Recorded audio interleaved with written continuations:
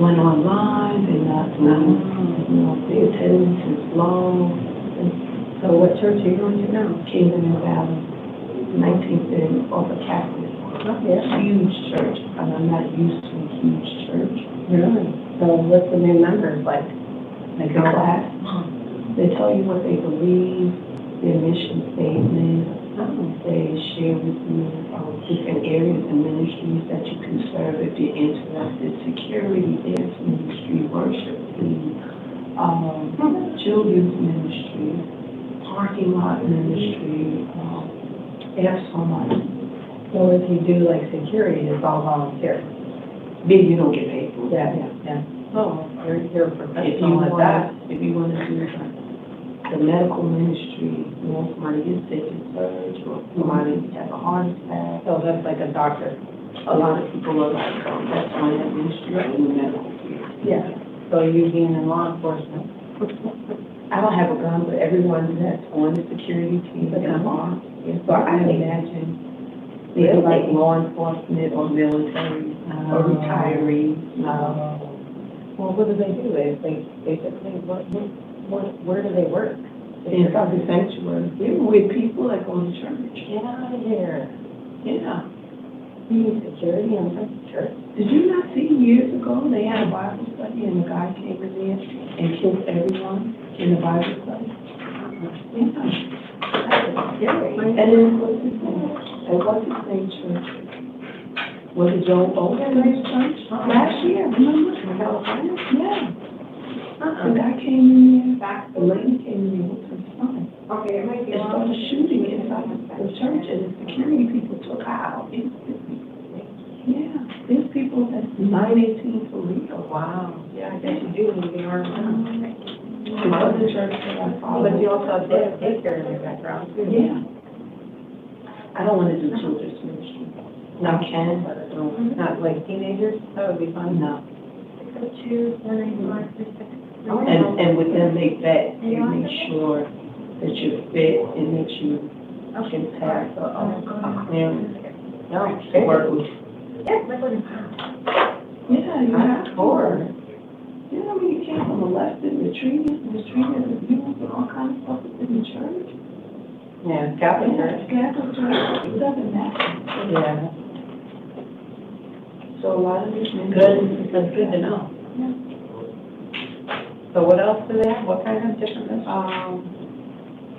Hospitality, greeter, usher, working with the teens, the youth. Oh, my daughter does that.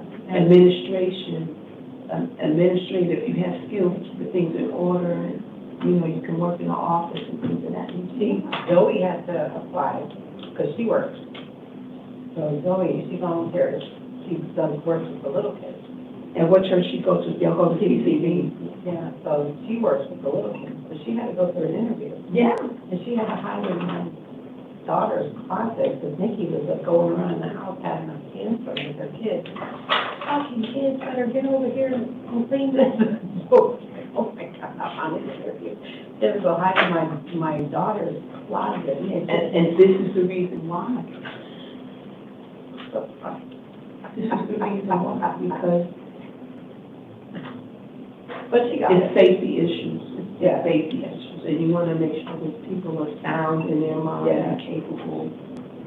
So that's why they go to church on Saturdays, because Marcella spends 4 hours there. She works for 2 or 3, and then she goes to church for an hour. But they love it. If I go to, if I work, the reason why I don't want to do children's ministry, because that's the reason why parents bring their kids to children's ministry. I would miss the service because I'm in there taking care of kids. Oh, I don't want to miss the plan is that you go to service. Huh? You plan that you go to service, and then, like CCB, they have tons of services. Oh, see, they only have 2 services, 9 and 11. So that means that I would have to either go to the 9/11 and maybe serve for children's ministry at 9/11, or hope at the 9 o'clock children's ministry and then go to 11 o'clock service. I don't want to do that. I watched this family debate. Huh? I watched this family debate. Mm-hmm. PhD, they had like 19 kids. All right, Nico Tillis, stand. Oh, she has a question.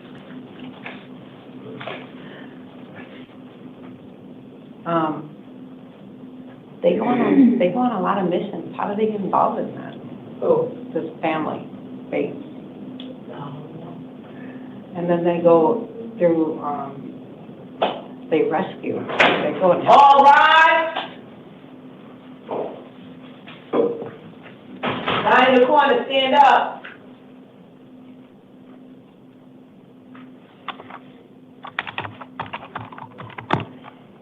Thank you. Please be seated. Good morning, Your Honor. Morning. This is the 5 a.m. calendar on January 26, 2025. Orders were given on the first of the month regarding the taking of DNA and fingerprints. Those orders remain in effect today. What that means for you in the courtroom is this: not every single one of you has to give your DNA or your fingerprints. If you have to do that, those orders are going to be on your paperwork. My name is Commissioner Beck. I'm here to do a few things for you. Number one, I'm here to let you know why you're here. Number two, if you might be released. Number three, if you're going to be assigned counsel. The vast majority of you are going to be assigned counsel, which leads to my number one rule. Please don't talk about the facts of your case. Anything you say or do can be used against you. Everything in this courtroom is video recorded, so please don't talk about the facts of your case unless it's with your attorney. Second thing, I'm sure you're going to have a lot of questions for me. Unfortunately, I'm not your legal counsel. I can't answer legal questions for you, so please save your questions for your counsel as well. Finally, I'm going to be throwing out lots of different dates, and you're going to be getting lots of different types of release conditions if you're going to be released. You don't have to memorize all that stuff. All that information is going to be on your paperwork, but that's why it's important to keep your paperwork and not lose it. If you miss a court date or if you don't follow a court order that's on the paperwork, you could end up back here. Here's how the morning's going to work. I'm going to call two names. First name I call is going to come into the courtroom, stand at the podium. Second name I call is going to sit on the chair next to the door. Then we're going to keep on cycling through until the calendar's done. Could I please get Brandon Moyen to the podium? Nicholas Maxwell Harrington to the chair, please.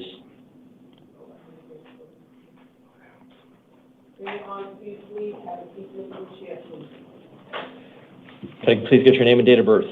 Brandon Moyen, January 11, 1994. Thank you. You're here today on 3 separate matters: a Superior Court new case and 2 Superior Court arrest warrants. Let me talk to you about your Superior Court new case. You've been arrested for possession of narcotic drugs, a Class 4 felony. I have found probable cause. I am assigning you an attorney.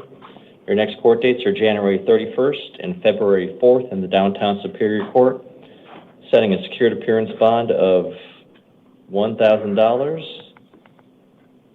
Sir, it also appears as if you are on probation out of Pinal County. Is that correct? Yes, sir. Sir, if you're able to bond out, you're not to possess any weapons, drugs, or alcohol, and you have to contact your PO within 3 days if you bond out. You also have 2 Superior Court arrest warrants. Probable cause is previously found for 2 counts of possession of narcotic drugs, a Class 4 felony, 2 counts of possession of dangerous drugs, a Class 4 felony, 1 count of tampering with physical evidence, a Class 6 felony, and 1 count of possession of drug paraphernalia, a Class 6 felony. This is from back in June of 2024. I am assigning counsel. You have the same court dates, January 31st and February 4th, setting a secured appearance bond of $1,000 on that case as well. Same conditions of release if you're able to bond out. Finally, you have a 2nd Superior Court arrest warrant for 2 counts of possession of narcotic drugs for sale, Class 2 felonies. This is from June 11th and June 13th of 2024. I am assigning counsel, same court dates, cash only bond, $50,000 on this one. If same conditions of release if you're able to bond out. Yeah. Please step to your left here. You have a question? Yes. I know that I didn't know that I had 2 warrants. Would have been the difference of, like, I didn't know, like, if I was supposed to appear for court. Right. Or... This isn't a warrant for missed court. These are warrants for brand new cases. Probable cause was found through the prosecutor's office, and these are warrants that they're asking for brand new cases. Okay. And so these are from back in, a couple of them were from back in January, and then you were arrested today separately for possession of narcotic drugs. Okay. All right. Please step to your left for your paperwork, sir. Nicholas Maxwell Harrington to the podium. Jeriah Brown to the chair, please.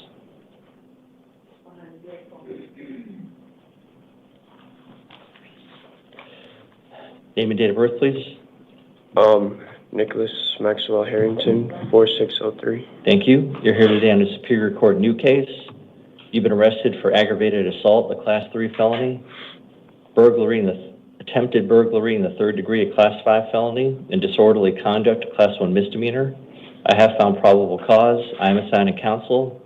Your next court dates are January 31st and February 4th in the Downtown Superior Court, setting a secured appearance bond of $20,000. Sir, if you're able to bond out, you're going to be on pretrial services release. Also, if you bond out, you can't return to where you were arrested, no contact with any victim or witness, not to possess any weapons, drugs, or alcohol, and you have to follow the order of protection that was put out against you a couple of years back. Please step to your left for your paperwork, sir. Jeriah Brown to the podium. Darius Harwood to the chair, please.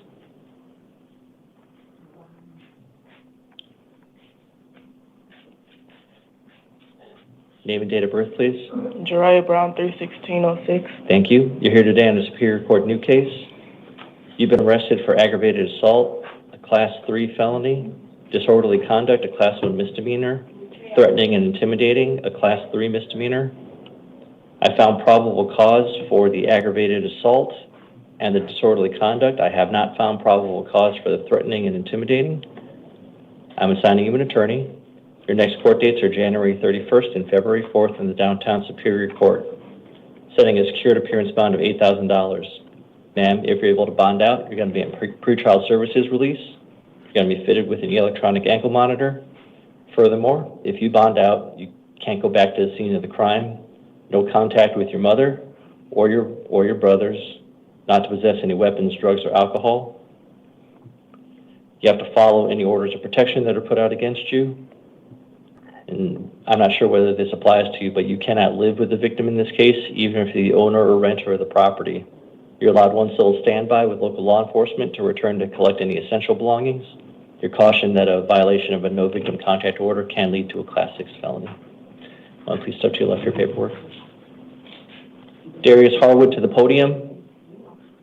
Bryn Taylor to the chair, please. Hello.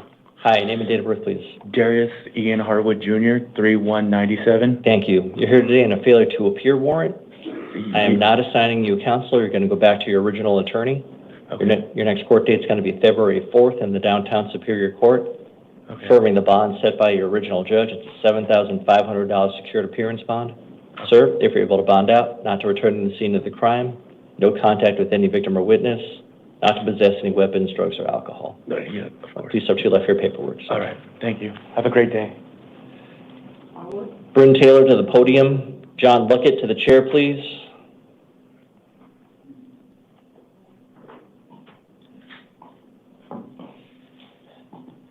Name and date of birth, please. Bryn Joseph Taylor, 2/19/88. Thank you. You're here today on a Superior Court new case. You've been arrested for burglary in the 2nd degree, Class 3 felony, criminal trespass, a Class 6 felony. I have found probable cause. Sir, at this time, let me double check something. Sir, at this time, I'm finding that you're not indigent, so I'm not assigning you a free attorney at this time. By the time of your next court date, if you don't have counsel, would you please request an attorney of the next judge? Of course. Do you understand? Yes. Thank you. Sir, your next court date is going to be January 31st and February 3rd in the Downtown Superior Court. Setting a secured appearance bond of $10,000, that's secured. Sir, if you're able to bond out, you're going to be placed on pretrial services, fitted with an electronic ankle monitor, not to return to the scene of the crime, no contact with any victim or witness. You guys can't give me a bond reduction. Not to possess any weapons, drugs, or alcohol. So I think $10,000 is kind of high.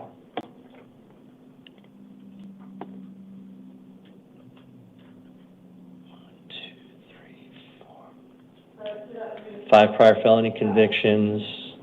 And I haven't had one in 7 years. 4 failures to appear, currently all out of Payson. Yeah, I mean, I don't live in Payson. It's kind of hard to get up there. Sir, in any case, so that's secured. You can work with the bonding company. There's a list of bond companies back in the facility. Do you have any other questions for me? No. Thank you. John Luckett to the podium. Antonio Ortiz to the chair, please.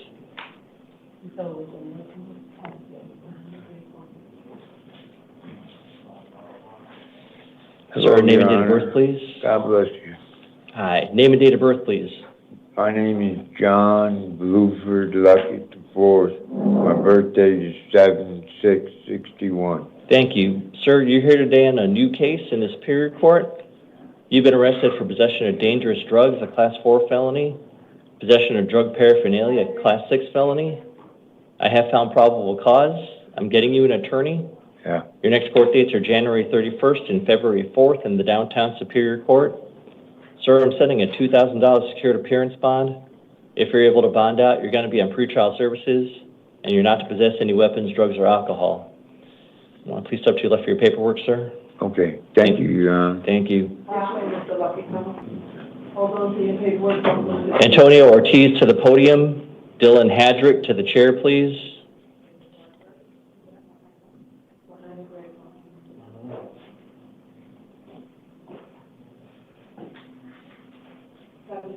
Sir, name and date of birth, please. Antonio Ortiz, 3/12/94. Thank you. You're here today on 4 separate matters, 1 Superior Court new case and 3 municipal court warrants. Let me talk to you about your Superior Court case.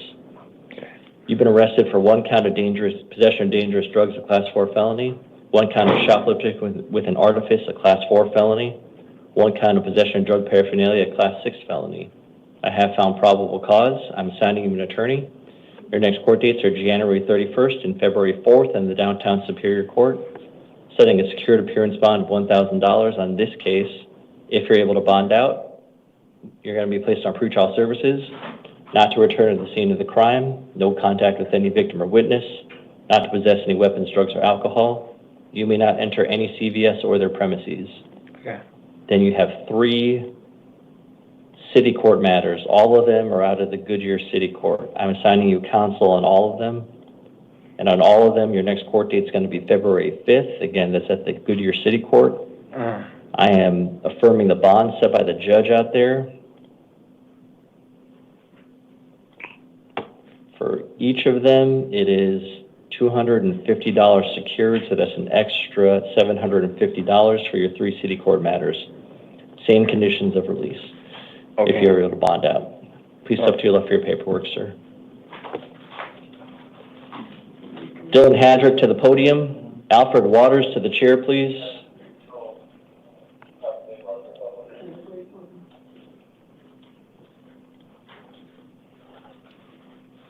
Hi, sir. Name and date of birth, please. 10/5/2000, Dylan Hadrick. Thank you. You're here today on 2 matters, a Superior Court new case and a probation violation warrant. Let me talk to you about your new case. You've been arrested for possession of dangerous drugs, a Class 4 felony, possession of drug paraphernalia, a Class 6 felony. I have found probable cause. I'm assigning you an attorney. Your next court dates are January 31st and February 4th in the downtown Superior Court, setting a secured appearance bond of $1,000.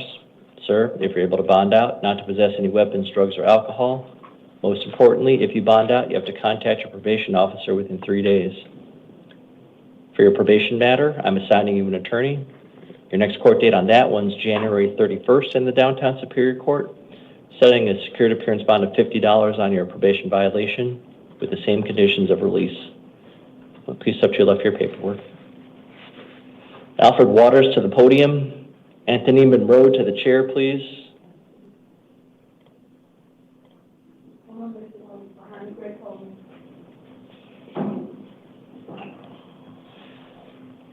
Hi, sir. Name and date of birth, please.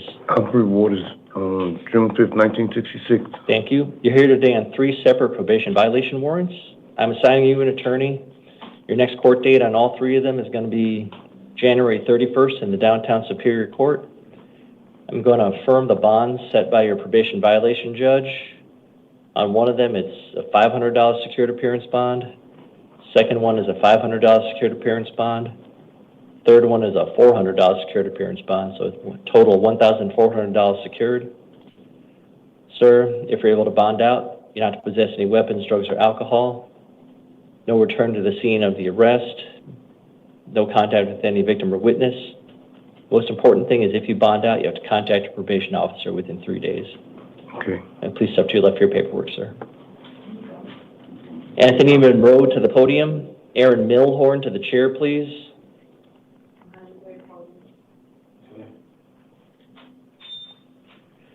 Sir, name and date of birth, please. Anthony Monroe, February 8th, 1994. It's February 8th, not February 4th? Yes, 8th. It's on the 8th. It got messed up, I was going to say. All right. Thank you, sir. You're here on a municipal court new case. You've been arrested for disorderly conduct, Class 1 misdemeanor, and assault, a Class 1 misdemeanor. I have found probable cause. I'm assigning you an attorney. And actually, that needs to change. 1 second.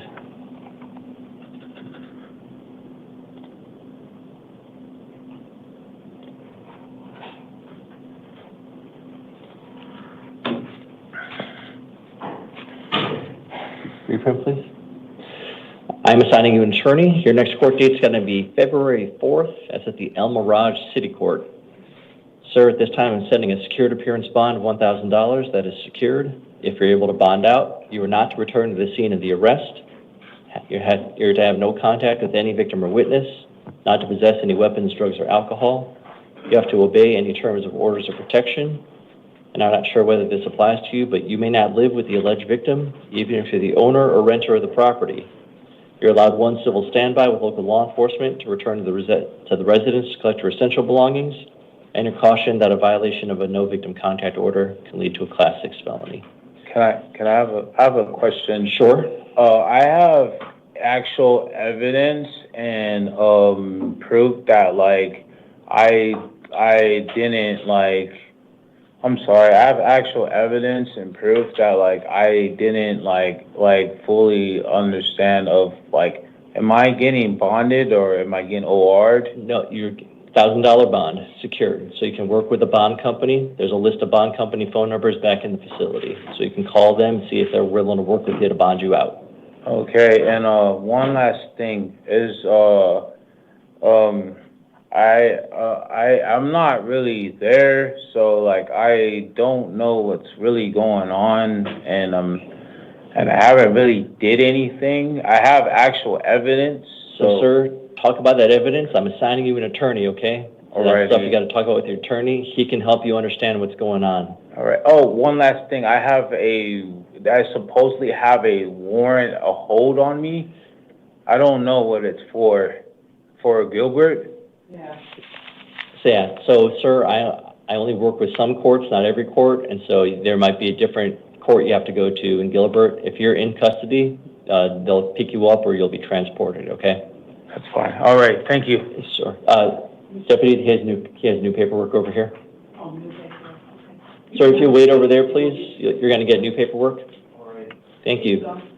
Here's your paper. Aaron Milhorn to the podium. Christine Peralta to the chair, please.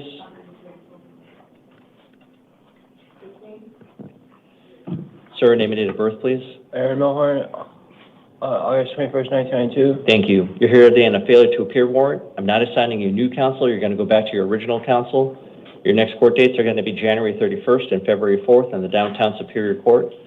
Affirming the bond set by your original judge, it's a $500 secured appearance bond. Sir, if you're able to bond out, not to possess any weapons, drugs, or alcohol. Please step to your left for your paperwork. Christine Peralta to the podium. Nico Tillis to the chair, please. Ma'am, name and date of birth, please. Yes, my name is Christine Marie Darrow Peralta, and my date of birth is 11/21/75. Thank you. You're here today on a failure to appear warrant. I'm not assigning you new counsel. You're going to go back to your original counsel. Your next court date is going to be January 28th at the Downtown Superior Court. Affirming the bond set by your judge, it's a $500 secured appearance bond. Ma'am, if you're able to bond out, you're not to possess any weapons, drugs, or alcohol. Please step to your left for your paperwork. Okay. Nico Tillis to the podium. Jonathan Arnold to the chair, please.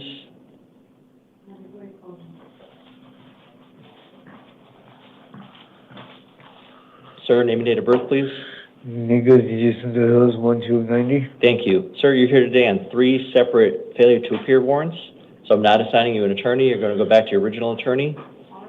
Your next court date on all three matters is going to be January 29th in the Downtown Superior Court.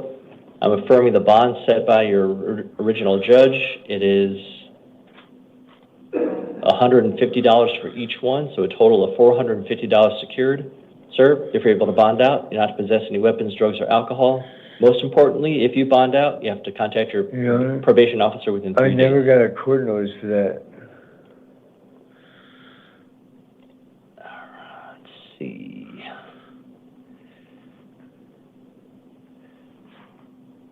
Yeah, this is or you were set for a review hearing, and you were notified of that review hearing on... I never received any mail, Your Honor. Sir, yeah, this wasn't in the mail. You were informed of this the last time you were in court. That's what it was for. So do you remember your defense counsel, Julio Lavoy? Do you remember him? No, I didn't have him in my last counsel. No, sir, yeah, so you were on the mental health probation court caseload, and they let you know about this court date before. And so the mental health court judge wants to see you back.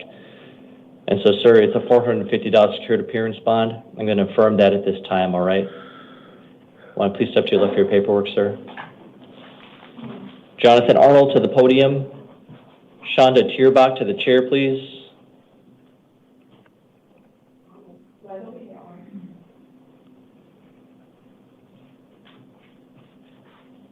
Sir, name and date of birth, please. Jonathan Arnold, November 1st, 1985. Thank you. You're here today on a Justice Court new case. You've been arrested for criminal trespass, a Class 3 misdemeanor. I have found probable cause. I'm assigning you an attorney. Your next court date's January 30th at the University Lakes Justice Court, setting a secured appearance bond of $100. Sir, if you're able to bond out, you can't go back to where you're arrested. You got to stop going back there. No contact with any victim or witness, not to possess any weapons, drugs, or alcohol. Please step to your left for your paperwork, sir. Shonda Tearbach to the podium. Marius Tudos to the chair, please. Ma'am, name and date of birth, please. 1875. Full name, please. Shonda Tearbach. Thank you. You're here today on a Superior Court new case. You've been arrested for criminal damage, a Class 5 felony. I have found probable cause. I'm assigning you an attorney. Your next court dates are February 10th and February 13th in the Downtown Superior Court. Upon your promise to appear, I'm going to be releasing you today to the supervision of pretrial services, but there's some conditions you have to follow. You'll be placed on pretrial services. You'll be fitted with an electronic ankle monitor. You're going to have alcohol and drug testing. You're not to return to the scene of the crime. No contact with any victim or witness. Not to possess any weapons, drugs, or alcohol. Ma'am, do you understand all these conditions? I do, but could you consider that I have nowhere to go after this court appearing? So you don't have to have someplace to go, but you just have to follow these conditions. I didn't understand the ankle monitor. Sure, they're going to place you with an ankle monitor. As long as you keep it charged somehow, it should be fine. But wherever I go in Arizona? You need to, at this point... I'm homeless, is what I was saying. I understand, ma'am. And given what happened in this case, got to make sure that you stick around. And so that's why I'm placing these conditions on you. And so that's why I'm asking if you just understand these conditions at this point. And I'll talk about it with the lawyer later. Sure, and okay. he can get it changed. So, ma'am, do you understand these conditions? I understand that I can't go back to the place, but my car's there. Your car is at the Yes. is at the Kia dealership? Yes. You're living in your car? Yes. I have been living with my friend, but Can your friend pick up the car for you? No, I don't have any relationships anymore. The car's it, and that's the final straw. So I will need a shelter in order to adhere to the ankle monitor requirement.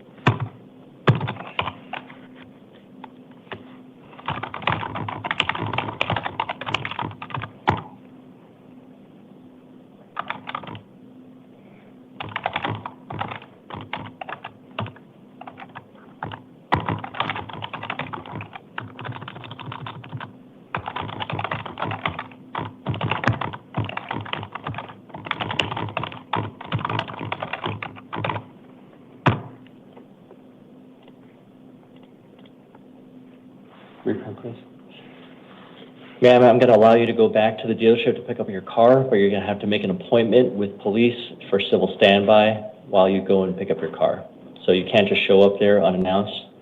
Call the non-emergency line with Assistant Gilbert. Will I be able to use the phones here to do that? You'll be able to use the phones here. You just have to make sure that you're going to be released in about 4 to 5 hours, and so you just got to make sure that you meet them at the time and place that works for them and for you. I don't have a phone. So you can use the phone here. Right. Oh, to make the appointment? Right. Okay. So, ma'am, do you understand all of these? I understand. Okay. Do you promise to follow all these conditions? If I can't make the dates on the specified time, can I reschedule? As long as you try to let the courts know. What is my SLA? How much time do I need to give forewarning before I know whether or not I'm not going to be able to make it? So that is totally up to the court. So please try your best. So, ma'am, this Yes, is I understand. Okay. And do you promise to follow these conditions? Yes. Do you promise to appear on February 10th and February 13th at the downtown Do my Superior best. Court? Gonna need more than that. I promise to do my best. I don't know what tomorrow brings. I apologize. Here's the thing, when you get placed on pretrial services, there's a bus pass in there for you. Oh, did they not? Okay, there used to be a bus pass for you.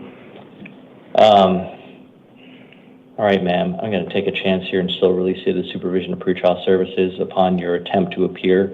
Just know that if you do not appear on those dates, then a warrant will be issued for arrest. Do you understand that? Yes, I do. Okay. Yep. Thank you. Please step to your left here. You have new paperwork here, ma'am. Okay, please get Marius to the podium. Carson to the chair, please.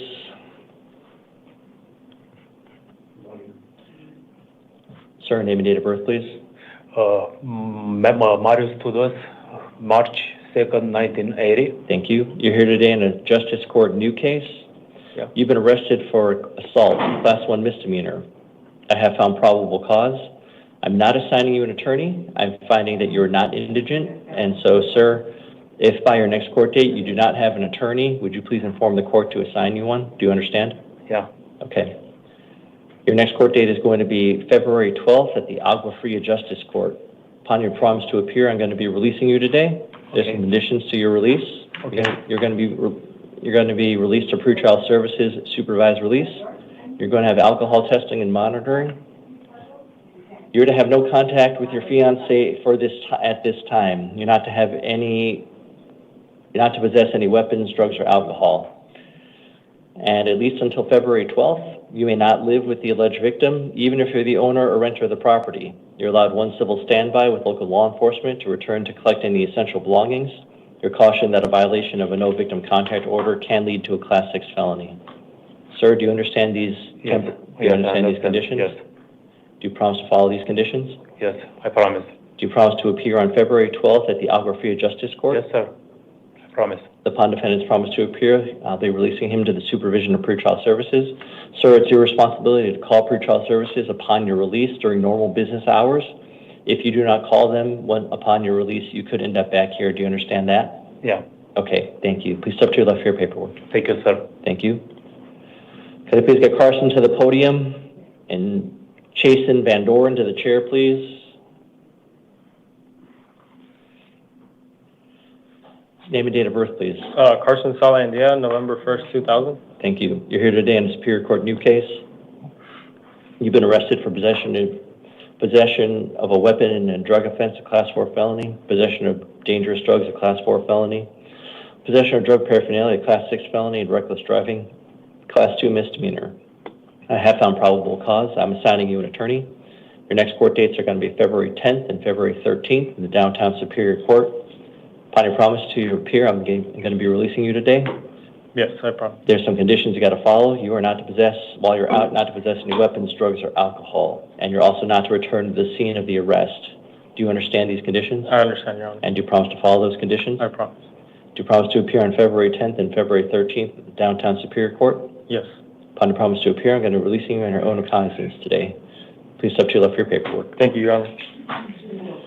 And could I please get Mr. Van Doren to the podium, please? Deputy, did he have a chance to read the white card? I did. All right. Sir, could I please have your name and date of birth? Jason Van Doren, 7696. Thank you. Sir, you're here today on what's called a fugitive of justice warrant. At this point, before I talk to you, I'm going to set a court date of February 3rd in the Downtown Superior Court to have a fugitive from justice hearing. And at this time, you're going to be held non-bondable from the state of, is it Washington State? Yeah. Okay. So, sir, do you have a chance to read that white card? I did. And do you understand what was on that white card? It's basically saying that once I take care of any new charges that were taken, that I gained here, then I'll be able to go to Washington to handle. Yeah, that's kind of the quick and dirty of it. So let me explain the main things, and I'll leave the decision up to you.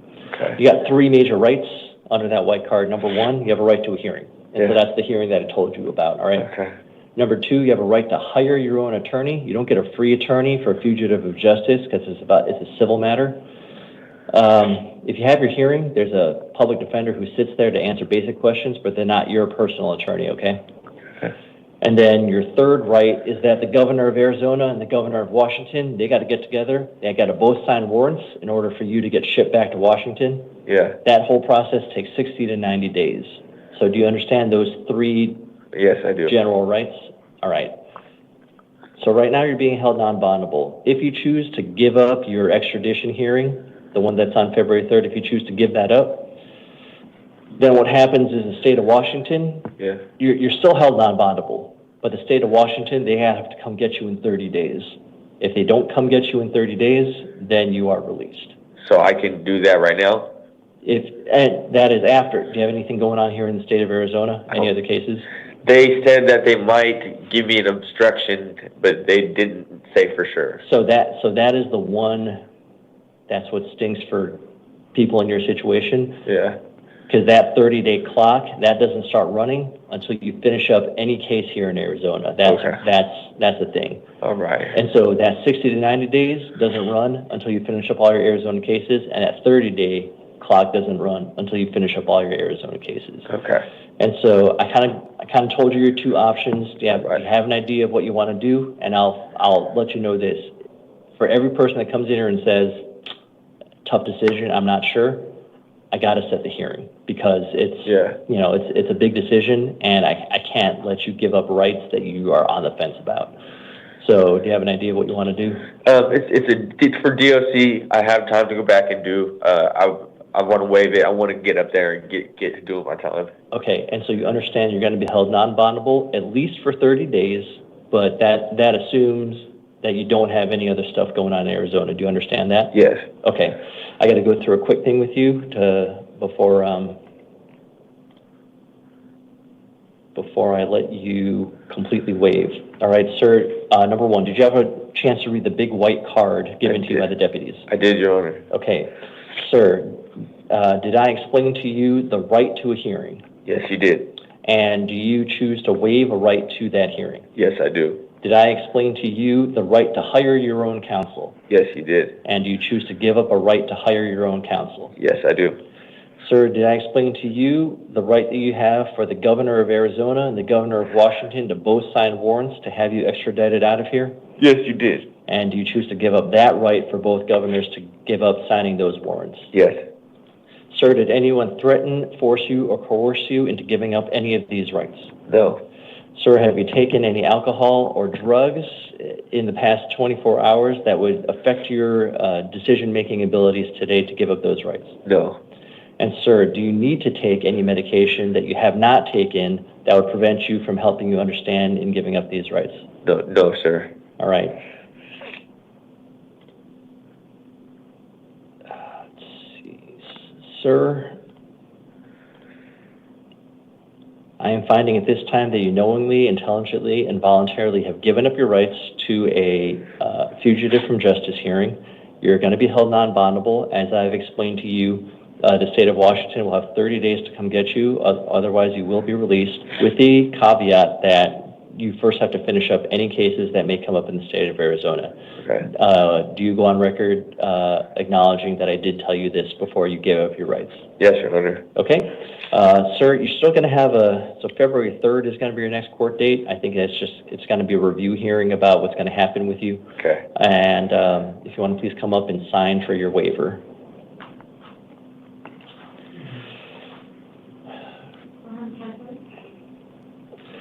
Calling the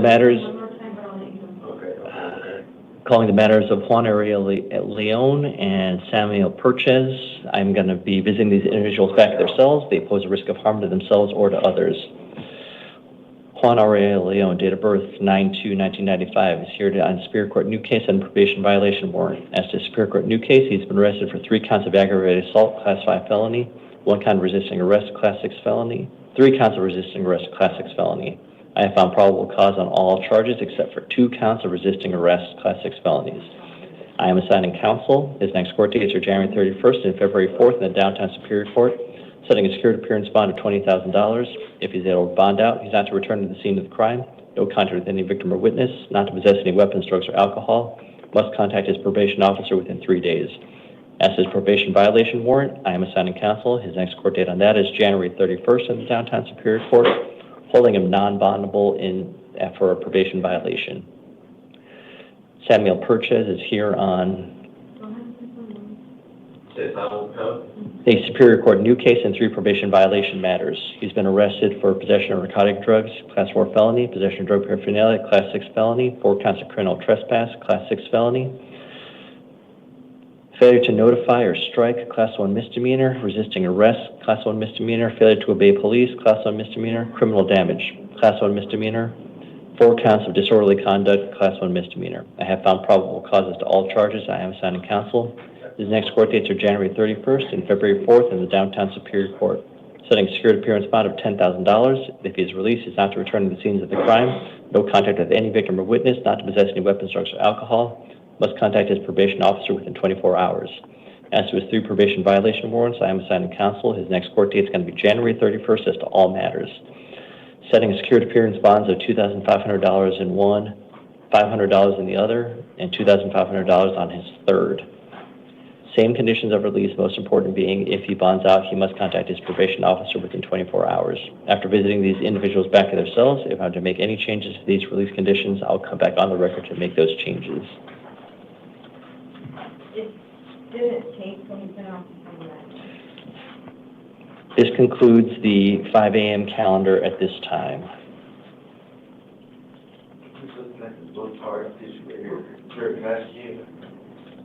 Let me go out there.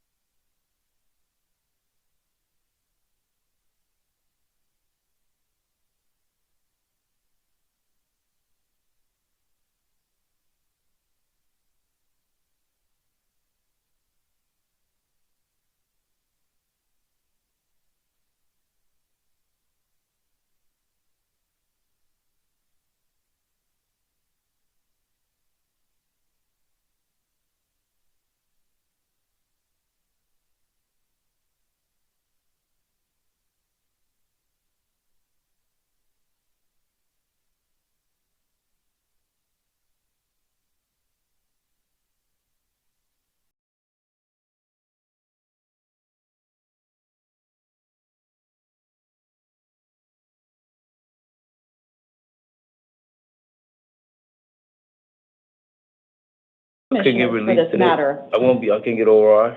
You are not going to get OR because you're here on a probation violation warrant that was issued. And I can't leave until February, Your next court date is February 3rd at 8:30. so I'll have to be here till February 3rd if I don't postpone. If you're unable to postpone, then you would remain in custody till that February 3rd court date. You'd be transported over to the probation court in order to see the judge over there. Okay, so it's how much, 500? $500. Okay. Yep. All right, thank you, sir. All right, before we have our next matter come in, I do have a DUI warrant that I need to address. It is going to be just one moment.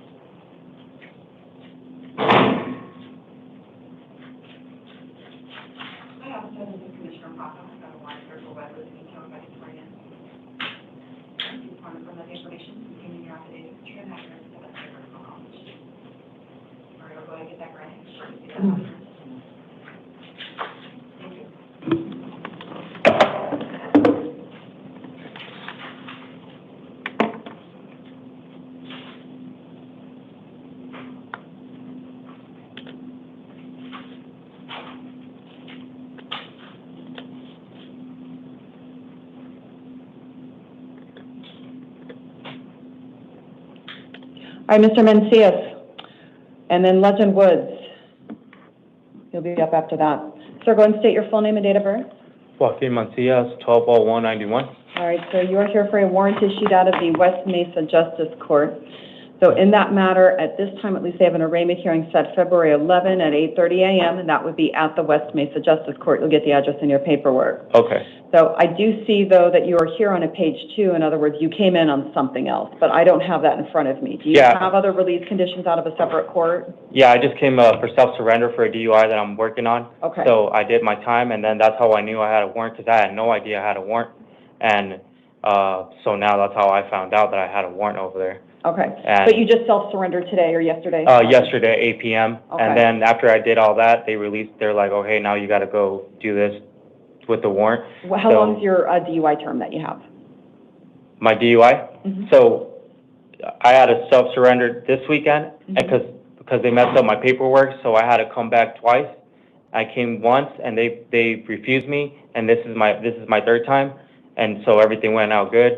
And then Monday I got to be there. Tomorrow I got to be there in the morning because I got to do 7 days in the house arrest with the bracelet, so I got to be there tomorrow morning.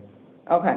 All right. So you are done, though. You're not going to be in custody, though, after the 7-day time frame after your house arrest?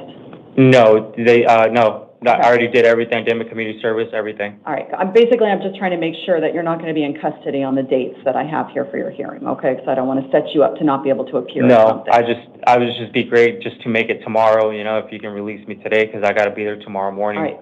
Here's what we're going to do. So this is out of the West Mesa Justice Court. It is the first warrant that was issued in this matter. So because it is the first warrant issued, I'm going to give you another shot to appear at that next court date. Okay. You are being released today. That is going to be on your own recognizance, which is your promise to appear. You do still have the same release conditions with respect to no victim contact in this matter.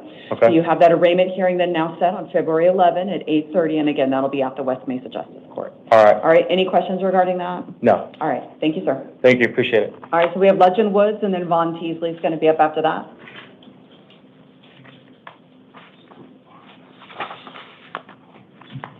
All right, Mr. Woods, go and state your full name and date of birth. My name is Legend Woods, and date of birth is 01/28/2004. All right, thank you, sir. So you're here for a new case out of Superior Court. The charge that has been submitted is one count of discharging a firearm within city limits. That's a Class 6 felony. In this matter, I don't show you qualify for court-appointed counsel. If you believe that's incorrect and based on your financial situation, you should qualify for court-appointed counsel. You can either address that with me here today. You can always bring that up at your next court date as well, but you do have the right to retain an attorney to represent you in this matter. So in this case, the current court dates I have are a status conference February 10 with a preliminary hearing February 13, both at 8:30, and that's going to be at the Superior Court in downtown Phoenix. In this matter, you are being released today, but it is going to be subject to the supervision of pretrial services. You'd also have electronic monitoring installed as part of those release conditions. You do have the orders that you're not to return to the scene of the offense or have any contact with any complainant, witness, or co-defendant in this case. All right, any questions regarding that? You said electronic, something about electronic. That's an ankle monitor, yep. Oh, okay, so I'll be out, okay. Yeah, you'll be out of custody, but you do have to have the ankle monitor installed. Okay, so I'll be at Okay. home pretty much, okay. All right, any other questions? So the ankle monitor is pretty much house arrest all day, pretty much? It's not house arrest because it's, pretrial services will tell you what the parameters are. You can still go to work, you can still, do what you need to do, but they might have a curfew for you. They might have to say, be home at this time or something, but that's up to pretrial services. It's not something I'm ordering here. Okay. Okay? All right, thank you, sir. Thank you. All right, so we have Vaughn Teasley and then Dustin Understiller will be up next.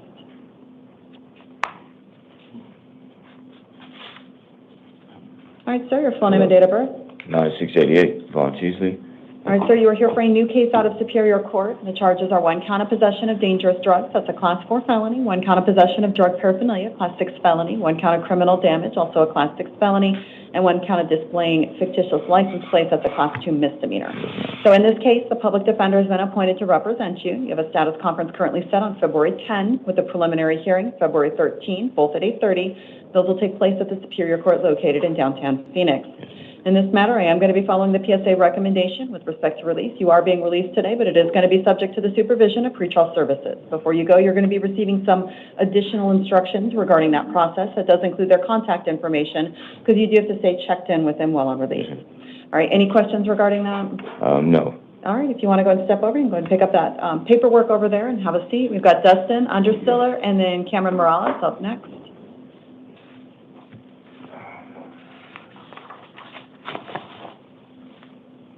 Okay, so your full name and date of birth? Dustin Ryan Understiller, 7/19/1985. All right, so you are here for a new case out of Superior Court. It is alleging 1 count of aggravated DUI involving a passenger under 15. That's a Class 6 felony. So in this matter, I don't show you qualify for court-appointed counsel based on the information that's been submitted to this court at this time.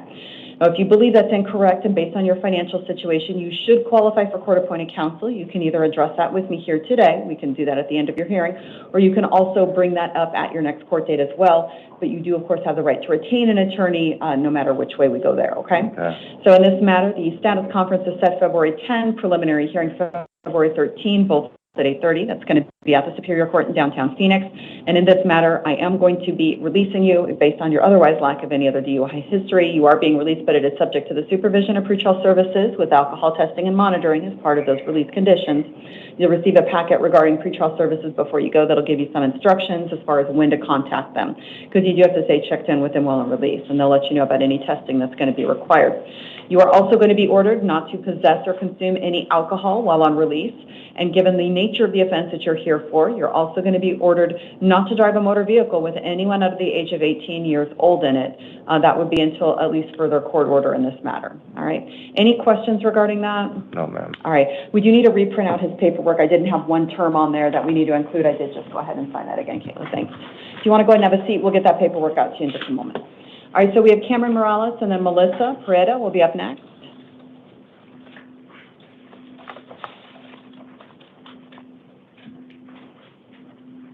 All right, sir, your full name and date of birth. Cameron Morales, 10/29/93. All right, sir, you are here for a new case out of the Santan Justice Court.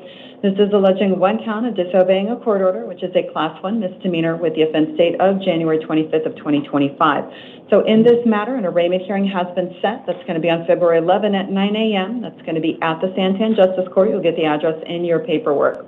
I don't show any other arrest for this particular order of protection, so at this time I'm going to give you a shot to be released today. It's going to be on your own recognizance, which is your promise to appear.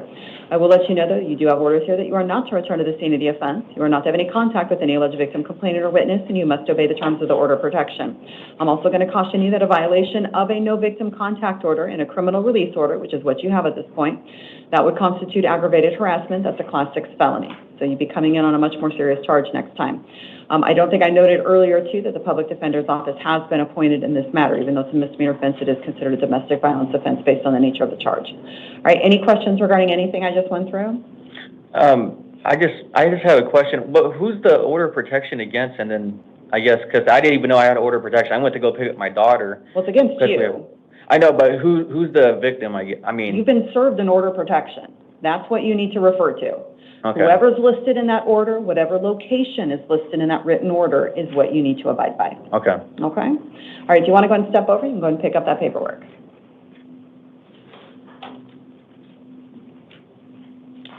All right, we have Melissa Preda and then Marco Sanchez. All right, ma'am, I'm going to state your full name and date of birth. Melissa Marie Preda, 3/13/1988. All right, thank you. So you're here for a warrant that's out of the Goodyear Municipal Court, and that is in their case number CM 2024-00376. So in that matter, they've set an arraignment hearing for you on February 12th at 1 p.m. That's going to be at the Goodyear Municipal Court. In this case, at least, you are being released on your own recognizance. It is your promise to appear. I'll just warn you, if you fail to appear at that February 12th court date, it's likely another warrant's going to issue at that time, and you probably will not have the same luck when you come in here again. Any questions regarding that? No. All right, if you want to go and step over, you can pick up that paperwork. We've got Marco Sanchez and then Anir Jello will be up next.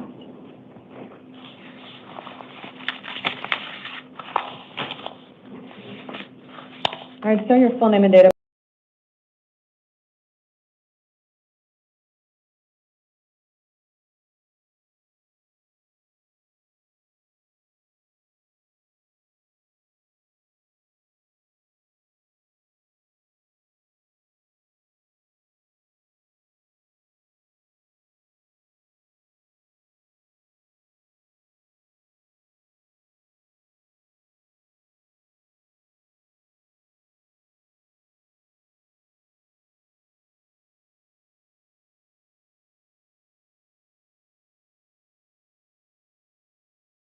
No questions, but I'd just like to say, I don't know if this matters, but I just want to say that I tried handling that warrant a long time ago before it became a warrant.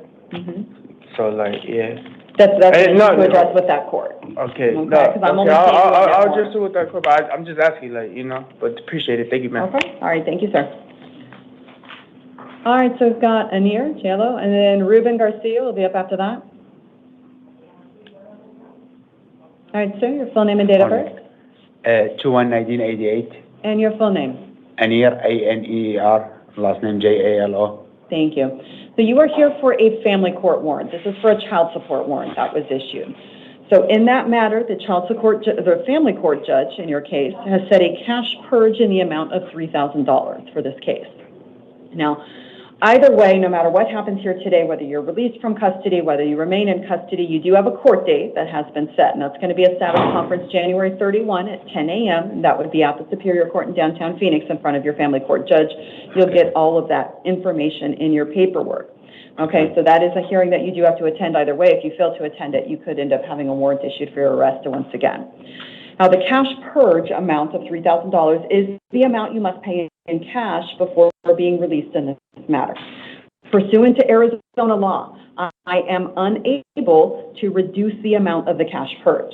However, I am still required, under Arizona law, to ask you the following questions, which you can answer, but you do not have to, and that's if there's anything you want the court to know about your present ability to pay the cash purge, and is there anything you want the court to know about being held in custody until the cash purge is paid? Okay, ma'am. Is there anything you want to let the court know at this point?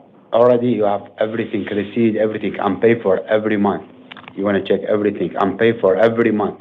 The last month I'm paid $1,500. You have receipt, you have everything. I have receipt for this. I did go ahead and look at your docket. I'm happy to look at it one more time to make sure there isn't anything I missed here, that there's been any activity since this warrant was issued. And by the way, it was issued for failure to appear at your court date back in September, for which it appears as though you had notice of. I don't show any court dates. I don't show that you've been reporting for your drug testing as well. The last report issued does indicate that you were a no-show. So at this point, you do have that cash purge in the amount of $3,000. That is the amount you would have to pay to be released prior to your next court date. Again, even if you post the bond and are released, you do need to appear at that court date or a warrant could issue. Okay. Okay? No problem. All right, Thank you. any other questions or anything? No, thank you so much. All right, thank you, ma'am. Oh, thank you, sir. Thanks. All right, so we've got Ruben Garcia.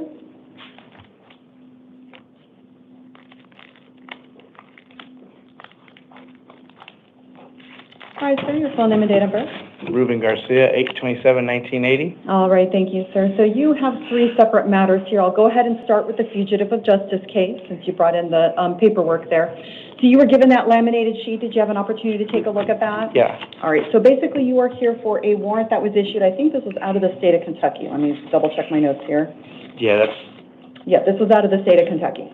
So in this matter, I believe that warrant was issued for a failure to appear out of there. They did confirm the warrant after you were arrested on it.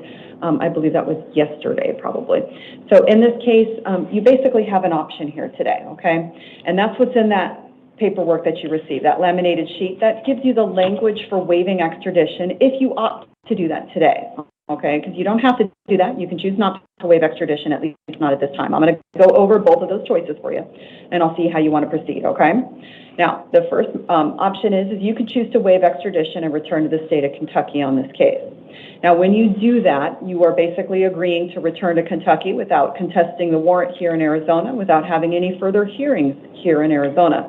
You would be held in the Maricopa County Jail, non-bailable, until Kentucky comes to pick you up. So you'd not be released until they pick you up. Now, Kentucky, in turn, would have 30 days starting tomorrow in order to come pick you up on that charge, or on that warrant.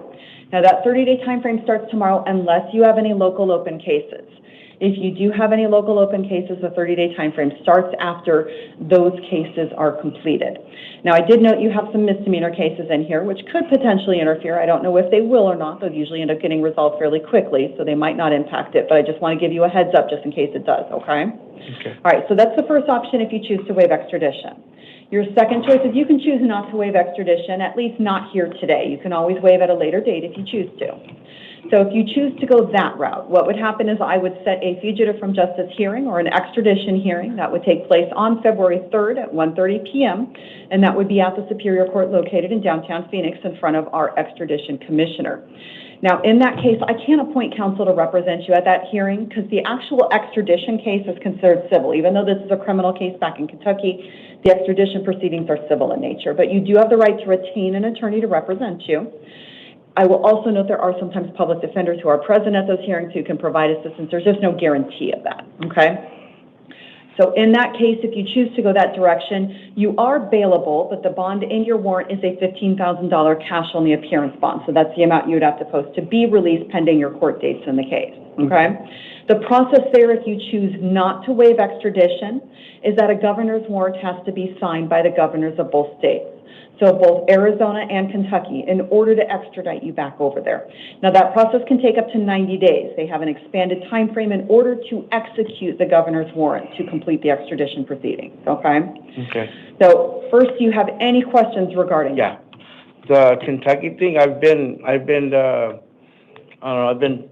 jail, I don't know, like 4 or 5 times for it, but it's not me. My fingerprints always come back, not me.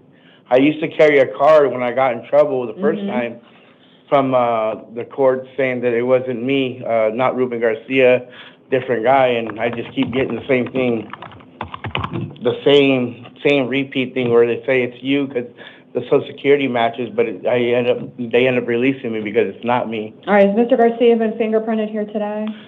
I have. Since being taken into custody? Yeah, he's been fingerprinted. Okay. Yeah, so that's my main thing is I always get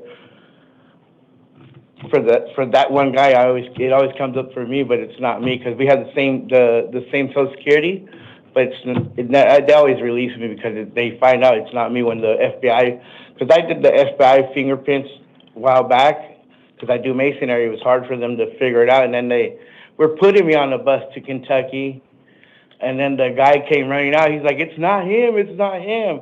When they got me, they were all excited. They called Kentucky, and they're like, "Yeah, we got him. We got Ruben Garcia. It's him." Stop talking. Sorry, I'm sorry. Sorry. All right, because if they've done enough to connect you to the warrant here today, I still have to set a hearing for you. I can't just release you on this. Obviously, if they've already determined this wasn't you, then that's going to be something they'll be able to determine. But at least at this point, if they're identifying you as the individual that's in the warrant, I have to abide by that. Okay. That's what's it?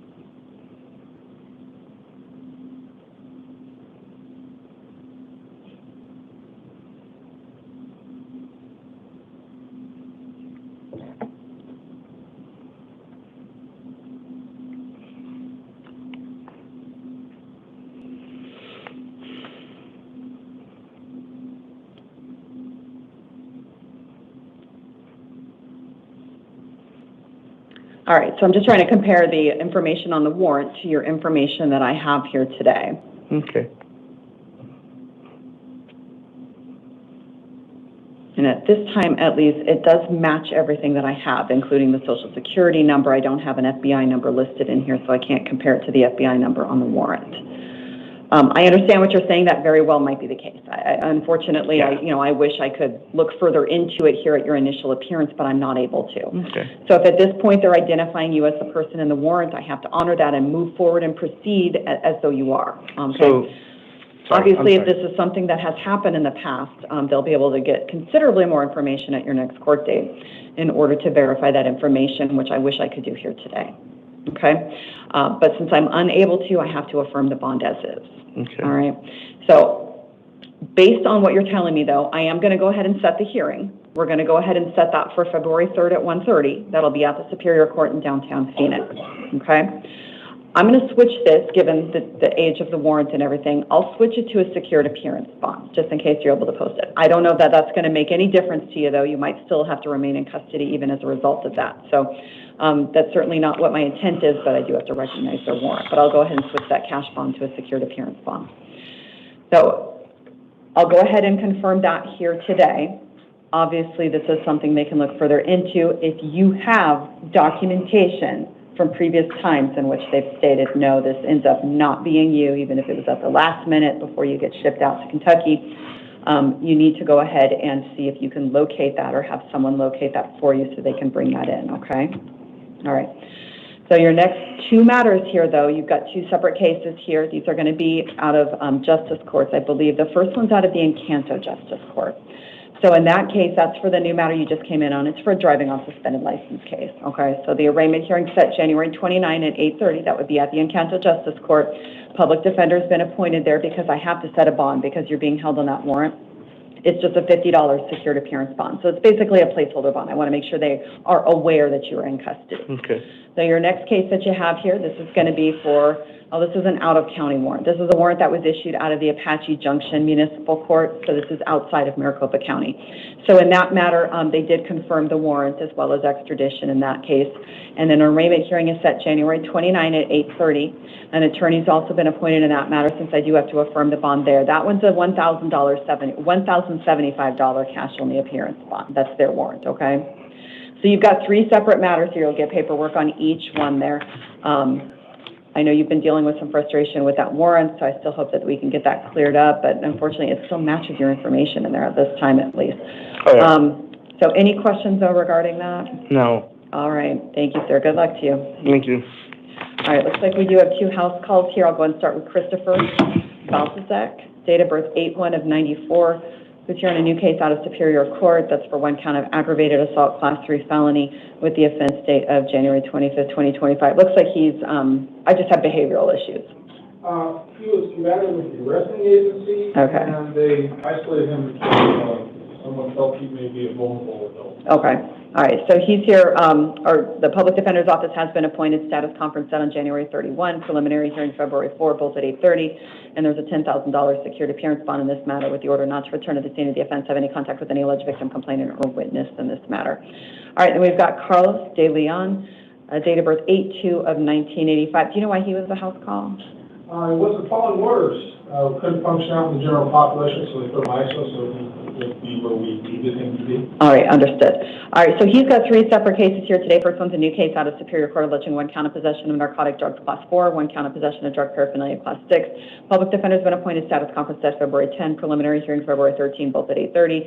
In that matter, the PSA recommendation has been followed. He is getting released subject to the supervision of pretrial services. He does have two other warrants here. Both of them are out of the Goodyear Municipal Court. Both are post-adjudication warrants issued out of that court. So in both of those matters, arraignment hearing set February 12th at 1 p.m. at the Goodyear Municipal Court. Since they're post-adjudication, he is being released in those matters as well. That would be on his own recognizance. All right, I show that.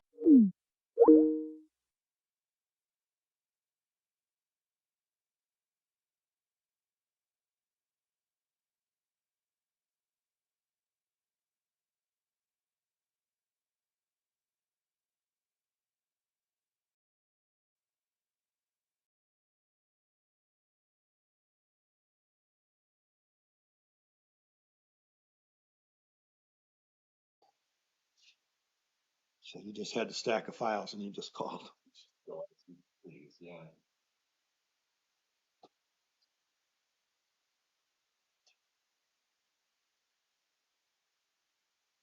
They keep separate, stay locked in the back.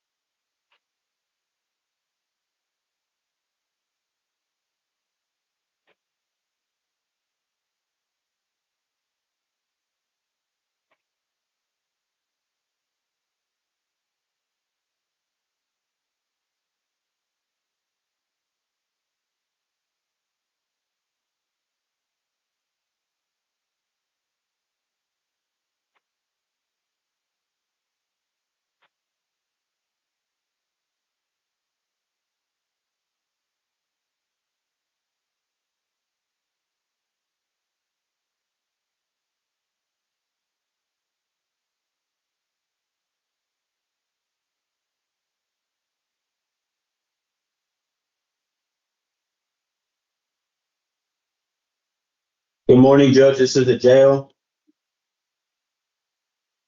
How are you? Can you hear me? Yes, I'm good. So I advise you that Munoz Michael refused, so he will not be coming down. And uh, Miss Amanda Rios is at the hospital still, so she won't be here. Okay. I'll be ready whenever you guys are. Okay, so Amador down. So is it okay if we start with Fierros? I would like to get started with whoever we have to get started with.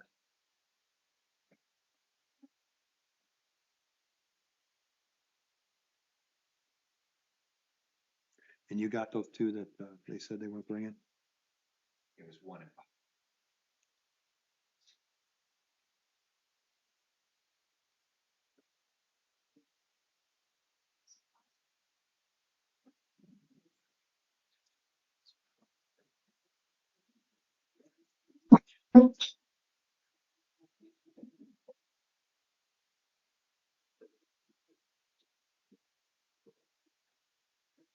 Hi, sir. Can I have your name? All right. Can I have your name, please? Jesus Fierros.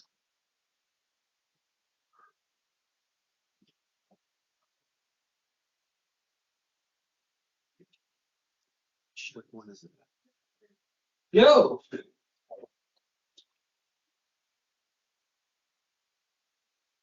Hi, I'm Judge Hazel. You're here today because you have a warrant out of Superior Court for your arrest. You failed to appear. The judge set and that's out of Pinal County. The judge set a bond in the amount of $7,500. Does the state have a position on this case? Are you able to hear me, Your Honor? Yes. We won't take a position on the Pinal County warrant, Your Honor. Okay, attorney for the defendant? Judge, it appears he was not previously arrested in this case, and it was a summons where there was an affidavit of non-service. It looks like he's employed and has ties to the community. All right, what I'm going to do is set a secured bond in the amount of, I'm going to reduce it to $1,000, set it for a review hearing on the 26th of February. Sir, if the bond is posted, you'll be released, but you must go to Pinal County Superior Court in Florence. If you don't post the bond, they'll arrange in the next few days to pick you up and take you to court in Florence. You'll see a judge like myself once you get to Florence, and then they will give you a new court date. Good luck. What? No sense.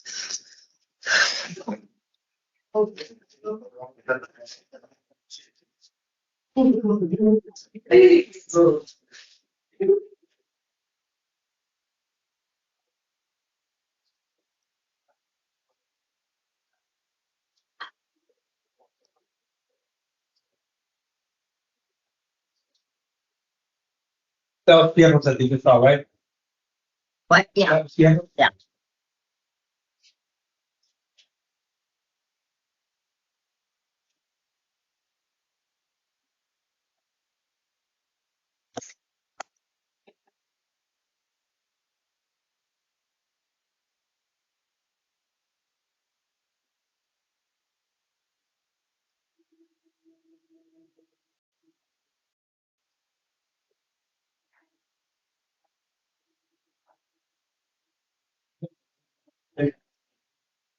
Oh, yeah. And Rios is still. Hi,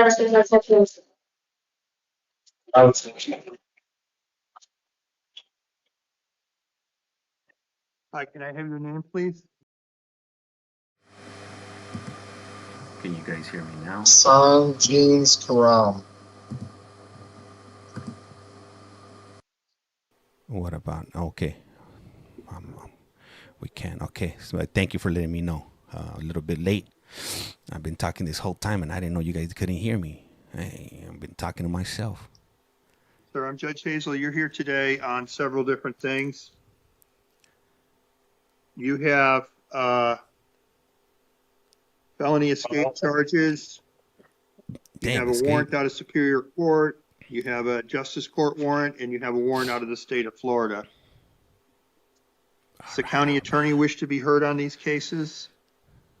Yes, Your Honor. So it's my understanding he's got the fugitive warrant, 2 Superior Court warrants, and then 2 new separate felony interim complaints. On the fugitive warrant, given that it's probation violation out of Florida, per Arizona law, he has to be held without bond with a fugitive review hearing being set. And on the Superior Court warrants, it looks like the state would be recommending a $5,000 bond on the case ending in 4301 and a $50,000 bond for that warrant on the 0252 matter, and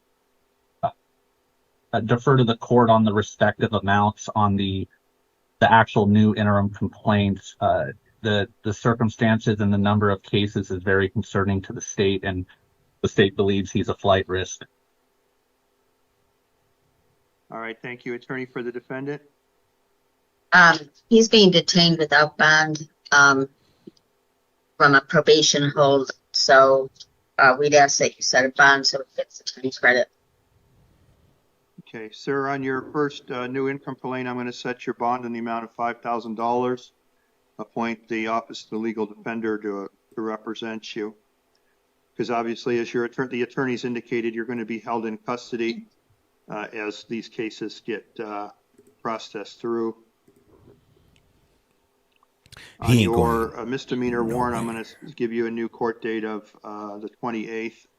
Appoint a lawyer to represent you and set your bond in that matter at $100. I don't think it's the guy that escaped.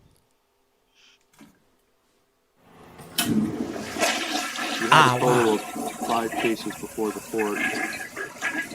On the Superior Court warrant, if you had the warrant, I'm going to affirm the bond amount of $50,000, give you a new court date for an arraignment on the 3rd of February. Appoint the legal defender again to represent you on that matter.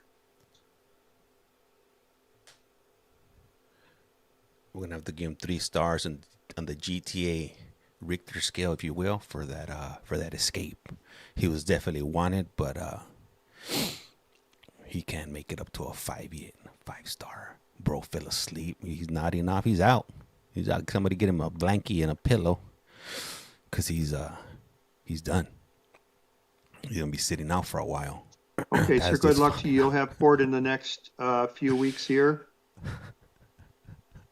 And you're going to have a no bond hearing as well because you have an extra, an out-of-state warrant as well. And that'll be on the 30th. That'll be your first hearing. Sir,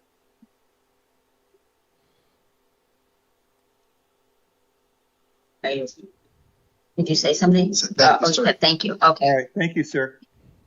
And Your Honor, would that be a fugitive review hearing, not a no bond hearing? I set it for the 30th, so Okay. yes. When's his prelim dates? They're the 4th or the 3rd, one of the 2 dates. I just saved it. I think because he was in custody yesterday, they're the 3rd. There's a new charge for. Yeah, they're set on the 3rd and the 4th. Okay. Right, sir. You'll get your paperwork. Good luck. Next. Hey guys, get your Twitter fingers ready. And what do you guys think the next individual is going to be coming up for? Emojis and wrong answers, preferably. Miss coming in from Nuevo Mexico, Grand Rising. Act up. Next. Okay, you guys are saying that he got some DV charges. What county is this? This is Pima County. Dang, they got better rugs in. Woo-hoo!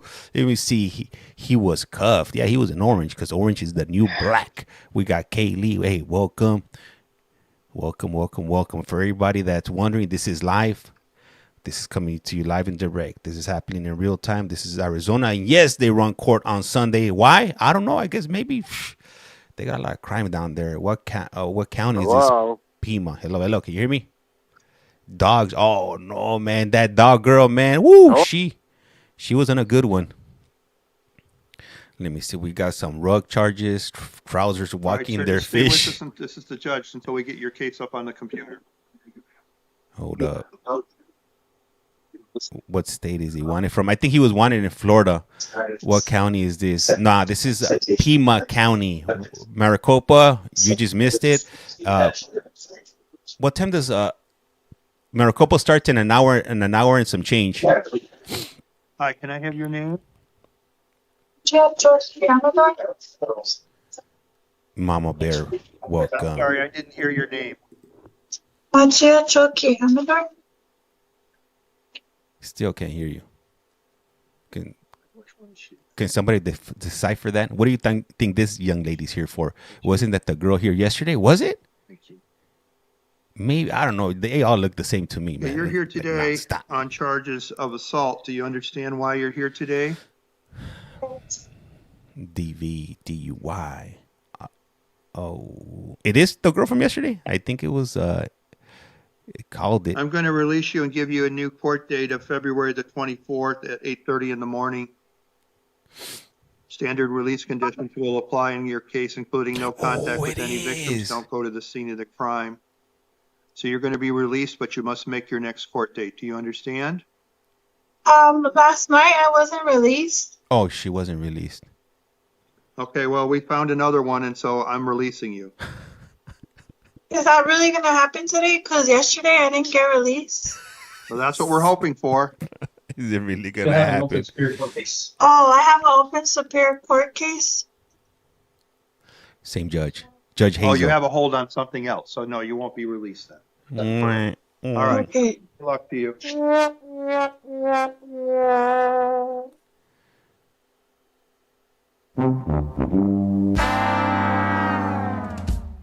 All right. Next contestant in The Price is Wrong. What do you guys think that individual is going to be here for?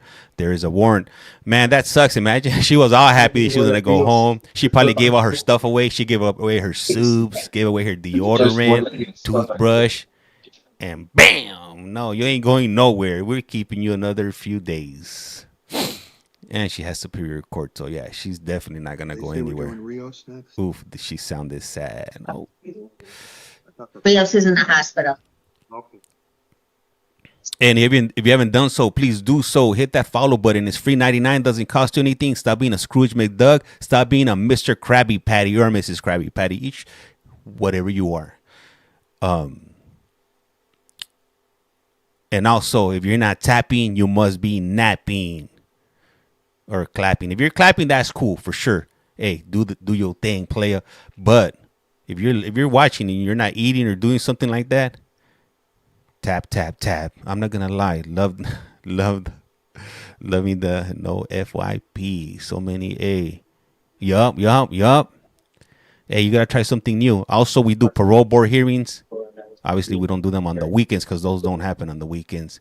Also, hey, if you sharing is caring. If you guys got a loved one, share this. Can I have your name, please? I'm baking a cake. That's right. That's what I'm talking about. Shoot it.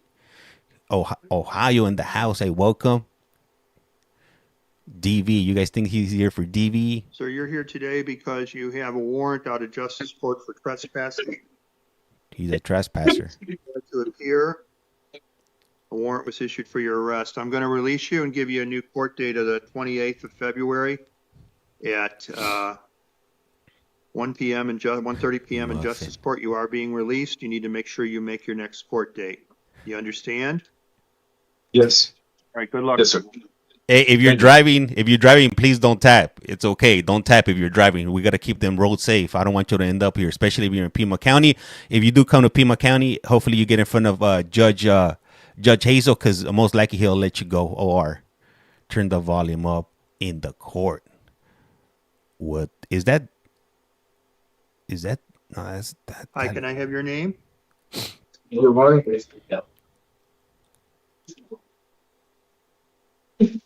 Can you say your name again, please? Giovanni. Tell me which one.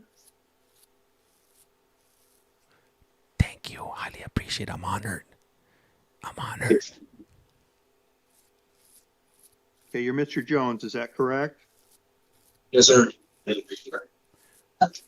you have 3 different warrants. Let's go over these. First, you have a warrant for Morro Valley City Court. You failed to appear on a charge of driving on a suspended license. Set your bond at $500 and give you a new court date of Wednesday, the 29th at 10:30 a.m. I'm going to appoint Mr. Glenn to be your lawyer. You'll get paperwork with his phone number on it, but it'll be Wednesday at 10:30. You have 2 other warrants out of Justice Court. What I'm going to do on those is appoint Janet Alschuler to be your lawyer. I'm going to give you a new court date on those 2 on Tuesday. I'm going to set your bond on each of those at the amount of $100. The court date, the time for those dates will be on Tuesday at 1 p.m. So you'll have court on Tuesday afternoon, and you'll have court on Wednesday morning at 10:30. On all cases, you will have a lawyer. Any questions? I'm in here till Tuesday. Yes, you have court on Tuesday and you have court on Wednesday. If you post the bonds, you will be released, but you need to make sure you make your court dates. Okay. All right. Good luck to you. Hey, and if you guys could follow my second account, I'm trying to get it up to 1,000. I'm up to like 600 or 500 and some change. Just in case this account goes down, we got another account to go. It has a backup, so it's up on the screen. It's pinned.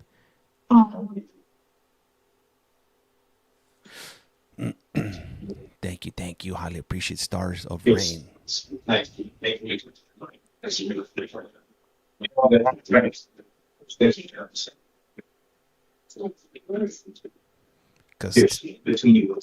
Because TikTok be tripping sometimes. Can I have your name, please? Hiya, Keith Lewis.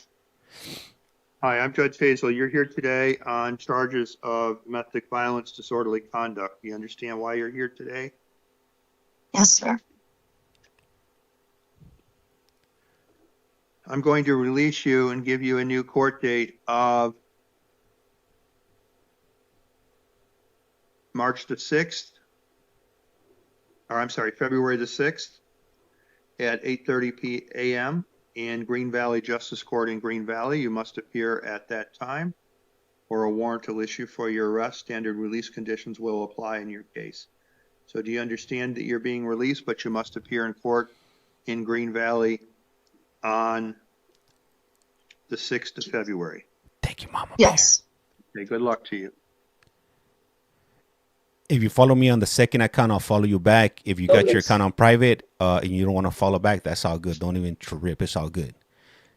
I think we got like 550. I was told yesterday that you only need 600. So hey, thank you for that. The deer.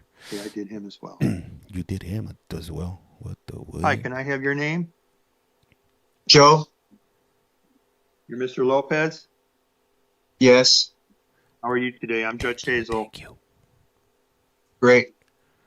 You're here today because you have warrants for assault out of South Tucson Justice Court and a warrant for indecent exposure out of Pima County Justice Court. Do you understand why you're here today?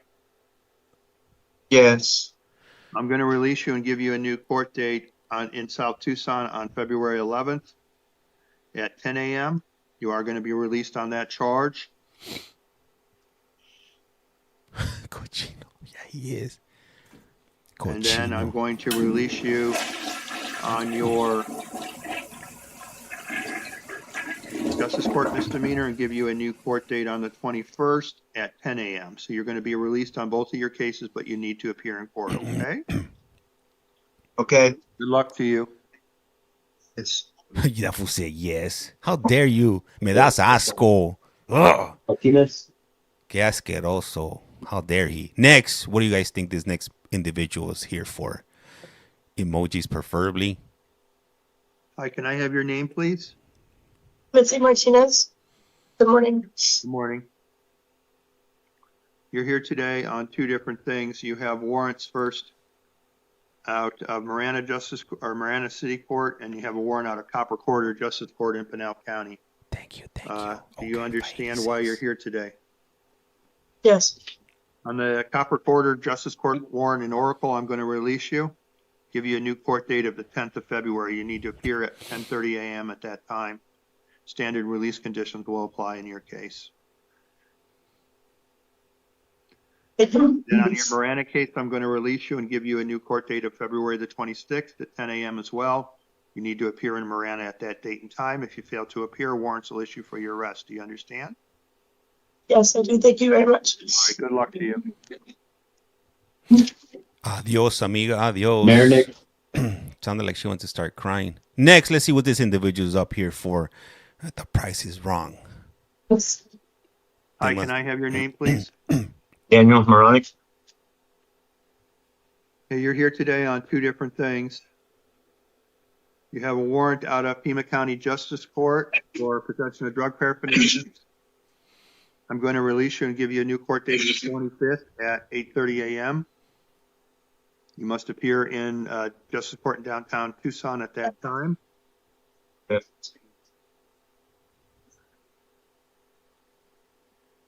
Then you also have a warrant out of Marana. I'm going to release you on that case and give you a new court date of the 26th at 10 a.m. You'll be released on both of your warrants. Good luck to you. Thank you. Yeah, Judge Hazel, he has a history of letting a larger majority of people out. It might be due to overpopulation. They tend not to keep anybody that's non-violent there. The low-level people. Sir, can I have your name? Manny C. You're here today because you have a bunch of warrants for your arrest out of Justice Court as well as Tucson City Court. What I'm going to do on your Tucson City warrants, I'm going to set a $100 bond on each of those and give you a new court date of the 28th, which is 2 days from now at 1 p.m. I'm appointing Mr. Parvin to be your lawyer. Standard release conditions will apply in all those. So on your warrants from Justice Court, your bond will be $100 on each, for a total bond of $400. And you'll have an attorney on all cases, and you'll have court on Tuesday at 1 o'clock. So I'm not going to get released today? No, you're not going to be released today. You have multiple warrants. You'll see the judge on that. Your Justice Court warrants on Tuesday. Let's take a look at your warrants out of City Court.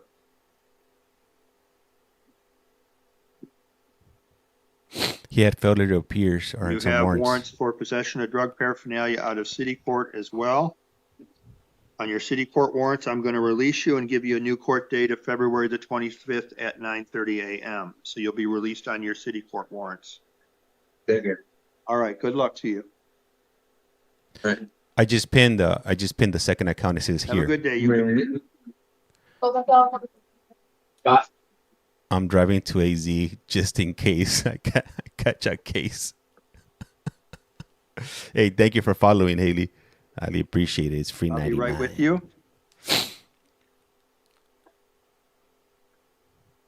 Hey, Maria Rodriguez, gracias. Hi, can I a have your ti. name? Tana Scott. Arizona. This is Arizona. Is Hi, it a I'm Judge Mohawk? Hazel. You're here charged with counts of assault, threats, and disorderly conduct, domestic violence.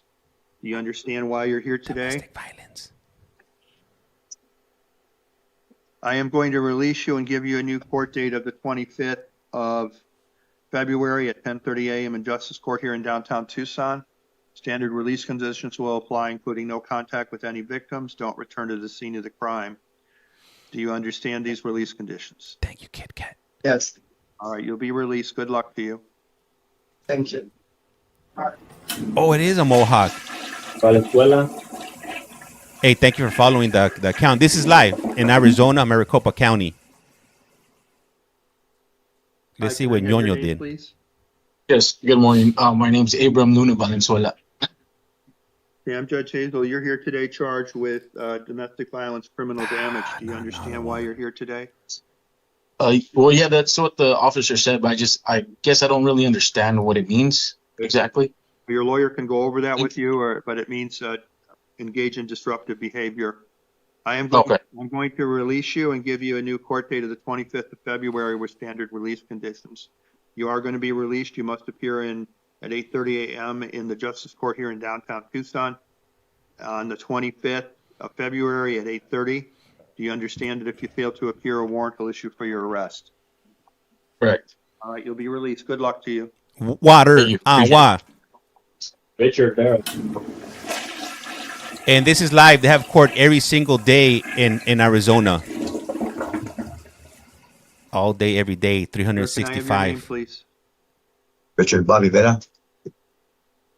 Okay, you're here today on charges of DV assault, criminal damage, disorderly conduct. You understand why you're here? Sir.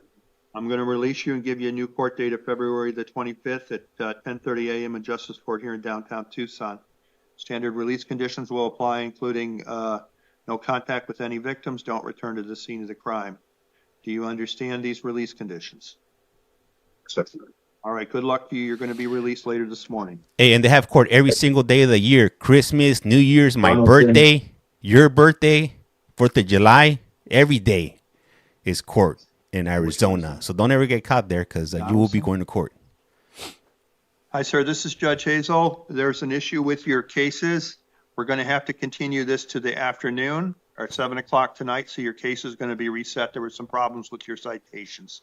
They're still working on them. So Judge Hale will see you tonight at 7. Okay? Good luck to you. So I'll be here till 7 o'clock? Yes, sir. He'll be back. We'll see him in the evening, guys. We'll be back at we'll catch the evening one, which is starts at 6 p.m. Pacific Standard Time. What time is court done? Normally they run about an hour. Sometimes they run 2 hours. It depends on. Yesterday they ran almost 2 hours, and then we jumped over directly to Maricopa County. So for those of you that are interested, whenever this one ends, I'll be back at 10 Pacific Standard Time, which will be Maricopa. That's the time Maricopa starts. If you're in Arizona, it starts at 11. If you're Central Time, I have no idea because my brain can't math. But you get the point. Just figure out whatever time it is. As long as it's 10 o'clock in California, you guys are good. All right. I love listening to these court cases. Hey, you're welcome. You are welcome. I also have alternate platforms. If you go here, you go to go to that platform, the one that has that red icon with the white triangle. I archive all the hearings on there. So if there's something that you want to go back and play back, I would highly recommend that. And this is not the only thing that I do. I do parole board hearings for numerous states, about 10 different states. It's 10. Okay. So an hour and a half from now. I also do interviews with incarcerated individuals, phone calls, video visits, releases, all that stuff when it comes to incarcerated individual activities. Counsel, can you ask her name for me, please? Gargamel. What's your name? Shanning Plane. You say that to Shanning Plane. Okay, you're here today because you have charges of disorderly conduct, assault. I'm going to release you and give you a new court date of February the 28th at 9 a.m. with standard release conditions, including no contact with any victims. Don't return to the scene of the crime. You must appear in Tucson City Court on February 28th at 9 a.m. You understand you're being released, but you must appear in court at that time. Yes, sir. All right, good luck to you.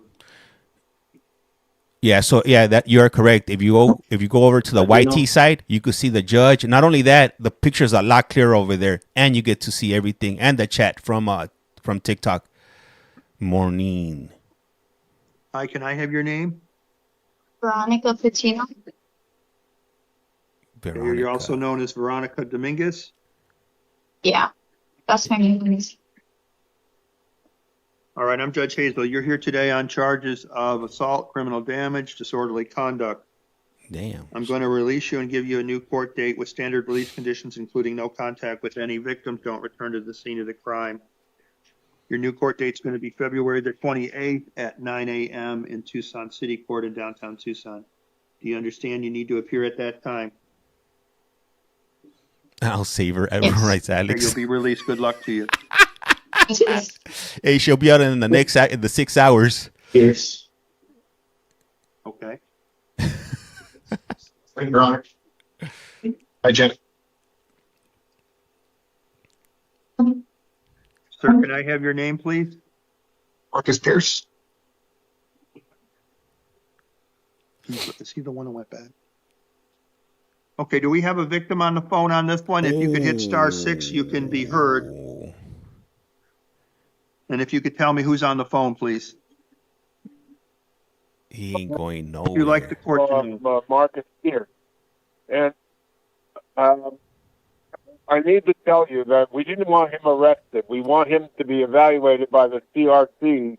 I did a report last night for the CRC, and we can't have him home the way he's been. He's been mentally unstable and scaring the dust to death.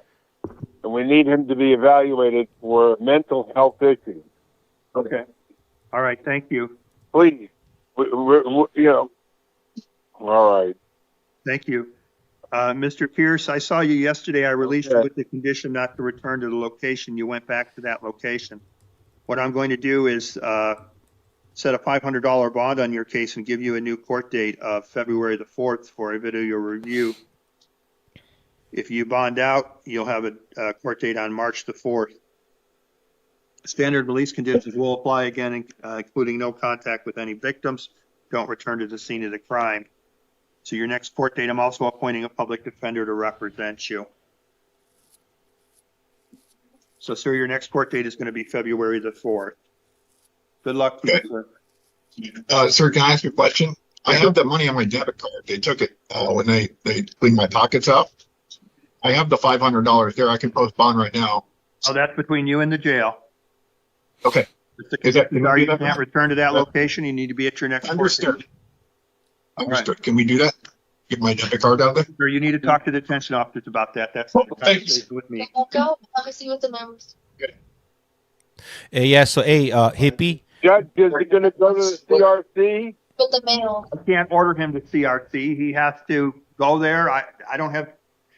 He's at the beginning of the process. I don't have the authority. They said that they would take him there, sir. That's what they said last night. That's why I went to the CRC. Sir, you got a report on him. Okay, well, that's a matter for law enforcement. I can't order him to CRC, sir. I don't have that jurisdiction on a misdemeanor. Oh, okay. So, Well, how do we do that then? Is you call the cops again? Sir, that's not right. okay, sir, I'm not going to argue with you on the phone, sir. I'm not trying to argue, sir. I'm trying to tell you the facts. All right. That's what the police told us. You can disconnect now. They Thank you. said they would take him to CRC when he was. They cut his line. They cut him loose. Person in the chair there, can I have your name, please? Yeah, Victoria Sanchez. Hi, this is Judge Hazel. You're here today because you have warrants for your arrest out of Tucson City Court. Do you understand why you're here today? You failed to appear, and a warrant was issued for your arrest. Good afternoon. Okay. Ohio. Judge Hale is asking that you be held on a bond of $200, and I'm going to do that. I'm going to give you a new court date of February the 4th at 1:45 p.m. Of when? February the 4th, ma'am. If you post the bond, you will be released. Otherwise, you'll be in custody until that day. Of when? February the 4th. So I'm gonna stay. So I'm gonna stay in custody. Yes. Well, they said I was just trespassed from Circle K. I don't know why. On Broadway, I didn't even do anything. I just went in and got some water, and then I took off. Not the Circle I'm K. just telling you, Judge Hale wants to see you. Well, I don't know her. He knows you. So, Well, all right. Good luck to you, February 4th. okay, I'm not gonna settle. Your Honor, did you Not see the on Circle K. charge? Come on. Sanchez. Hey, gracias, Rob. Ay, Law ay, ay. enforcement? Yeah, she's been seen. She's going to be seen on February the 4th. If you're not tapping, you must be napping. She's back? What the hell? We just out Okay. here. Nah, But that was for the warrant, correct? Yeah. she's probably going to get But how back from about Target she now. had the new charge for false report to law enforcement? That's my birthday.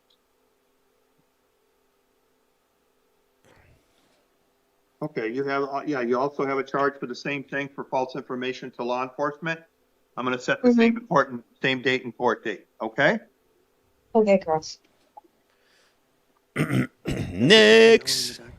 And this is live. This is Maricopa, not Maricopa. This is Pima County in Arizona. This is live once again. And they do hearings on Saturdays and Sundays, every day of the week.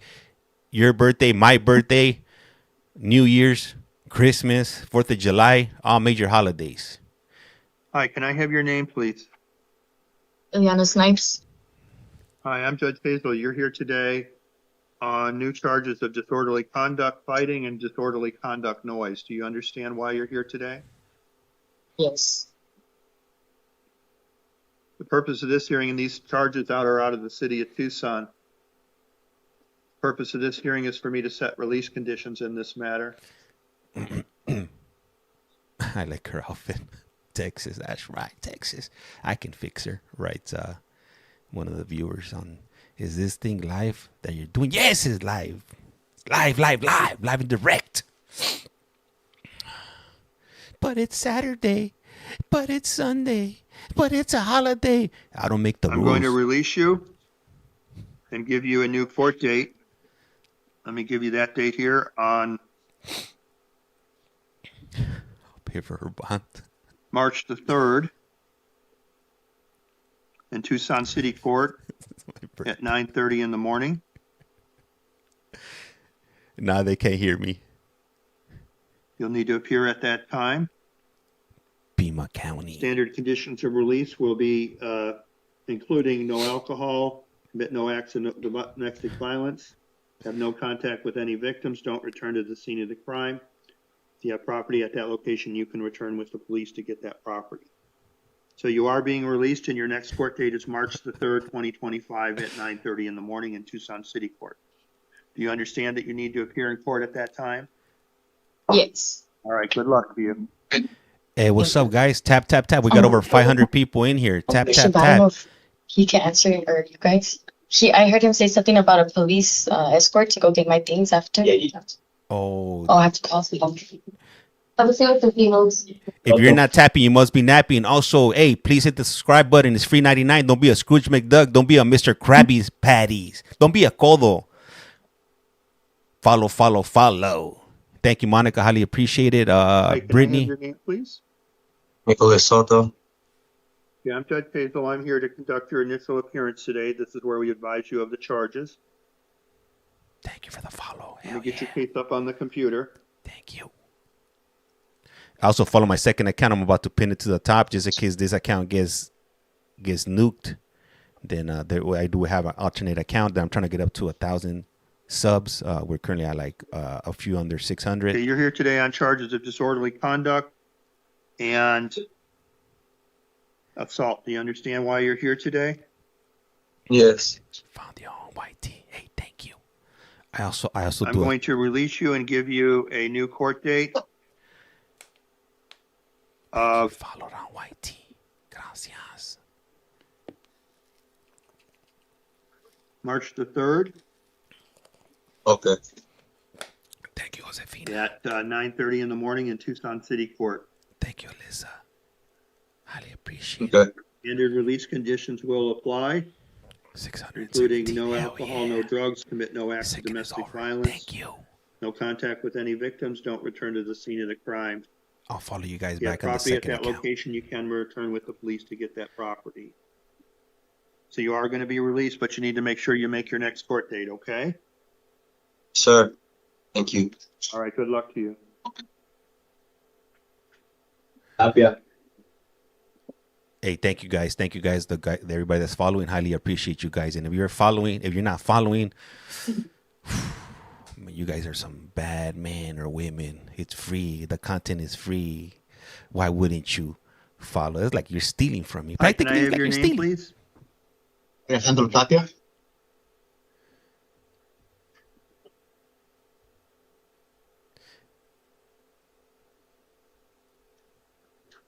And I'm following you guys back on the So second. you're here today on new charges of trespass.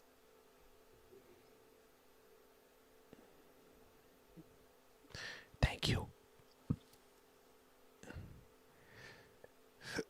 Thank you so much. Do you understand why you're here today? Your Honor, I mean, yes, I understand.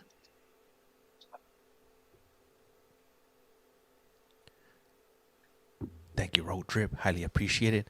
Gifts are not required, but I'm going to highly release you appreciate and it. give you a new court date of March the 4th at 9:30 in the morning.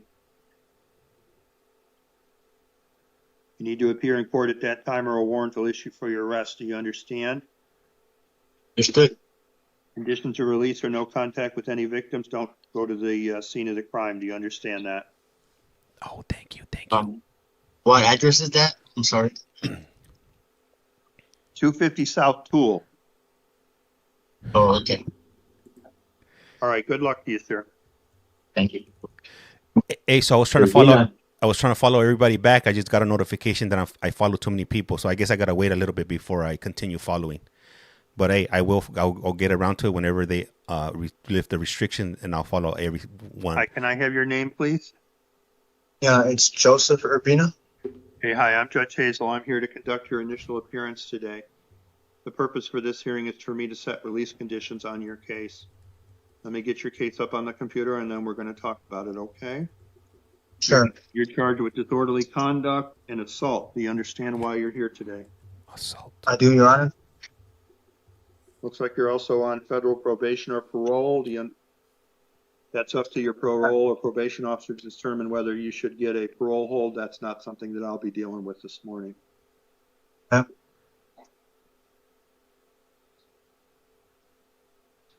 He's going to the federales. He's going. What I'm going to do on this case is I'm going to release you. I'm going to give you a new court date on February the 28th.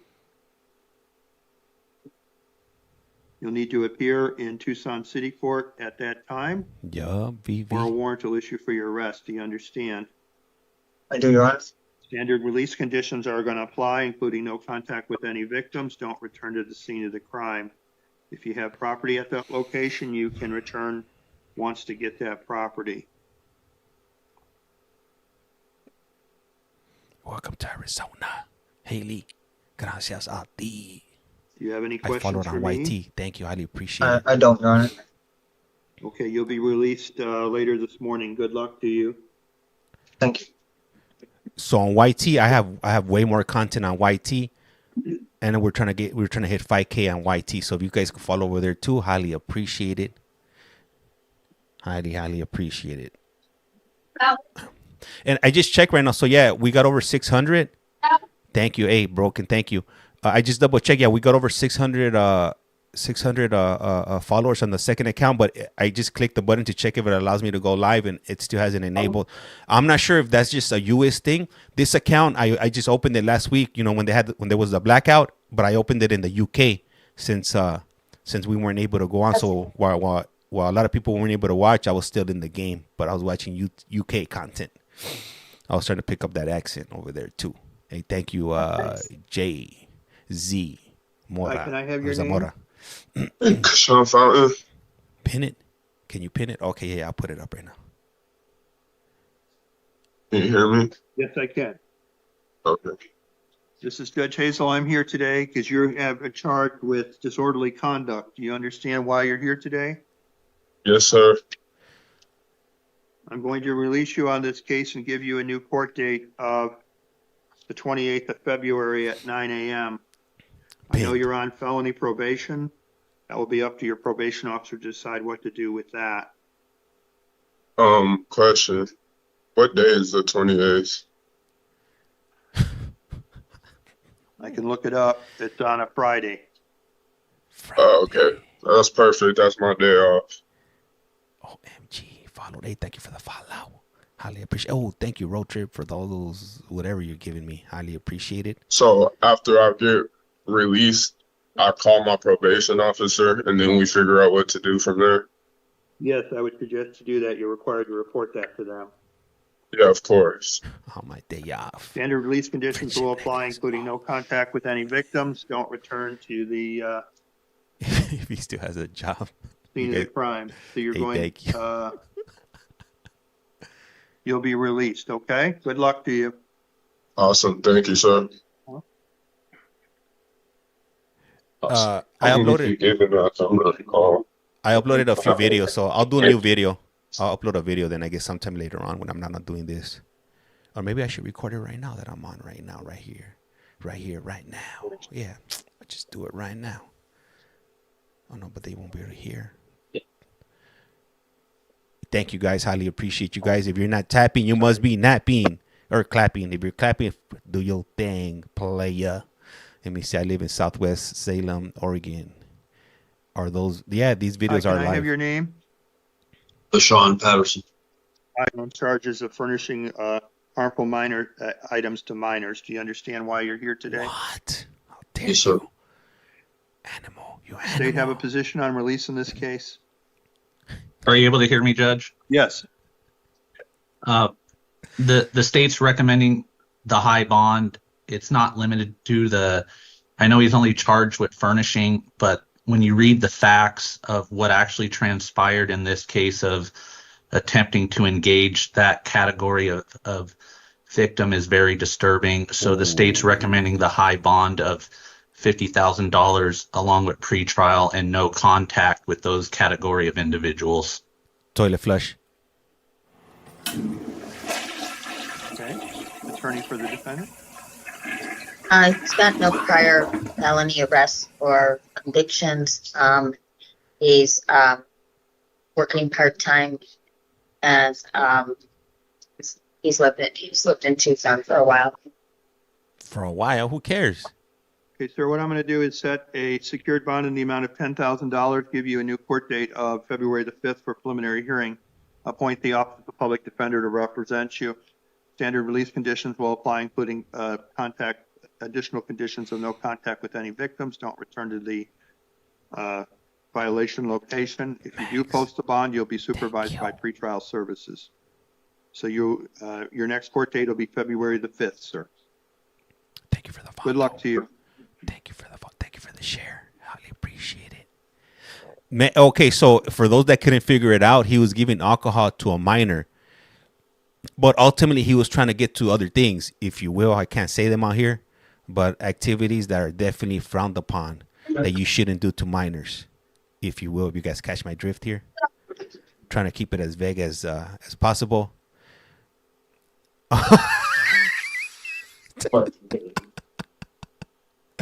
Oh man.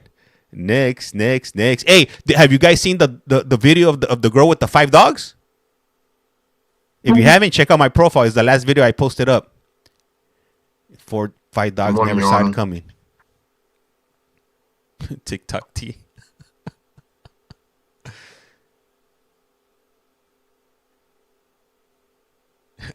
I don't know who Bree is. I did register at the sheriff's office. Arizona, Maricopa County. Sir, can I have your name, please? Rose Glathopton Jr. I just want to say that I did register at the sheriff's office. Okay, sir, don't talk about the facts of the case because there's police officers present and also this is being broadcast. You understand the nature of the charges that are here. Does the state have a position on release on this matter? Your Honor, I would just note he's on felony probation and he's got a couple priors for the same exact situation. So are you asking to be held or are you asking that he be released? The state's asking for the $5,000 bond with pretrial. Okay. Attorney for the defendant? Judge, it appears that there's no hold placed on him. We'd ask that you consider release. He does have an address. All right, sir, what I'm going to do is set this matter for preliminary hearing on February the 5th. I am going to set a secured bond in the amount of $5,000, give you a new court date of February 5th, appoint the attorneys to represent you, public defender. If you do post bond, then you'll be under the supervision of pretrial services. So your next court date is February the 5th, sir. February the 5th. Good luck to you. 5th. Hey, he So why said don't we go back to he said he failed to register, right? I want to make sure. Did you guys hear what I heard? Are you guys thinking what I'm thinking is what I'm getting to, if you will?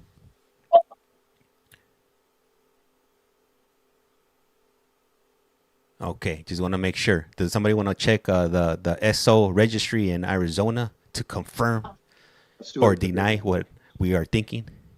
Hey, Ash, thank you for the follow. Yeah. Hey, Max. Hey, thank you, Jay Zamora. Highly appreciate that ice cream right there. That virtual ice cream, my favorite. Hopefully it was soft serve from McDonald's because, man, that's the best right there. Hey, TJ, gracias. Chick, thank you for the follow. Let me see. Caught your drift and rode the wave. Next, let's see what this compa did right here. What was his name? I missed it. My apologies. I got the attention span of a squirrel. I can't focus that much, so my apologies. I'm all over the place. My name is Imad Ali. Okay, you're here today on charges of aggravated assault, impairing breathing. Do you understand why you're here today? I do. The state have a position on release in this case? Thank you. Oh, Your Honor, I would just note the nature of the offense. I did recommend a bond, but I believe pretrial was able to verify alternative housing, so I would defer to the court on a bond or release to pretrial in light of that. I believe the victim was his brother, if I'm remembering correctly, so it's not an intimate partner situation. All right. Attorney for the defendant? Judge, and they do not live in the same place. We'd ask that he release pretrial services. He doesn't have prior misdemeanor domestic violence or prior felony criminal history. All right, what I'm going to do, sir, is set your bond at $5,000, set this matter for a preliminary hearing on the 5th of February at 1:30 p.m. I am going to appoint a lawyer to represent you. If you post the bond, you'll be under the supervision of pretrial services. Standard release conditions will apply, including conditions no contact with any victims and don't go to the incident location. So your next court date, sir, is going to be February the 5th.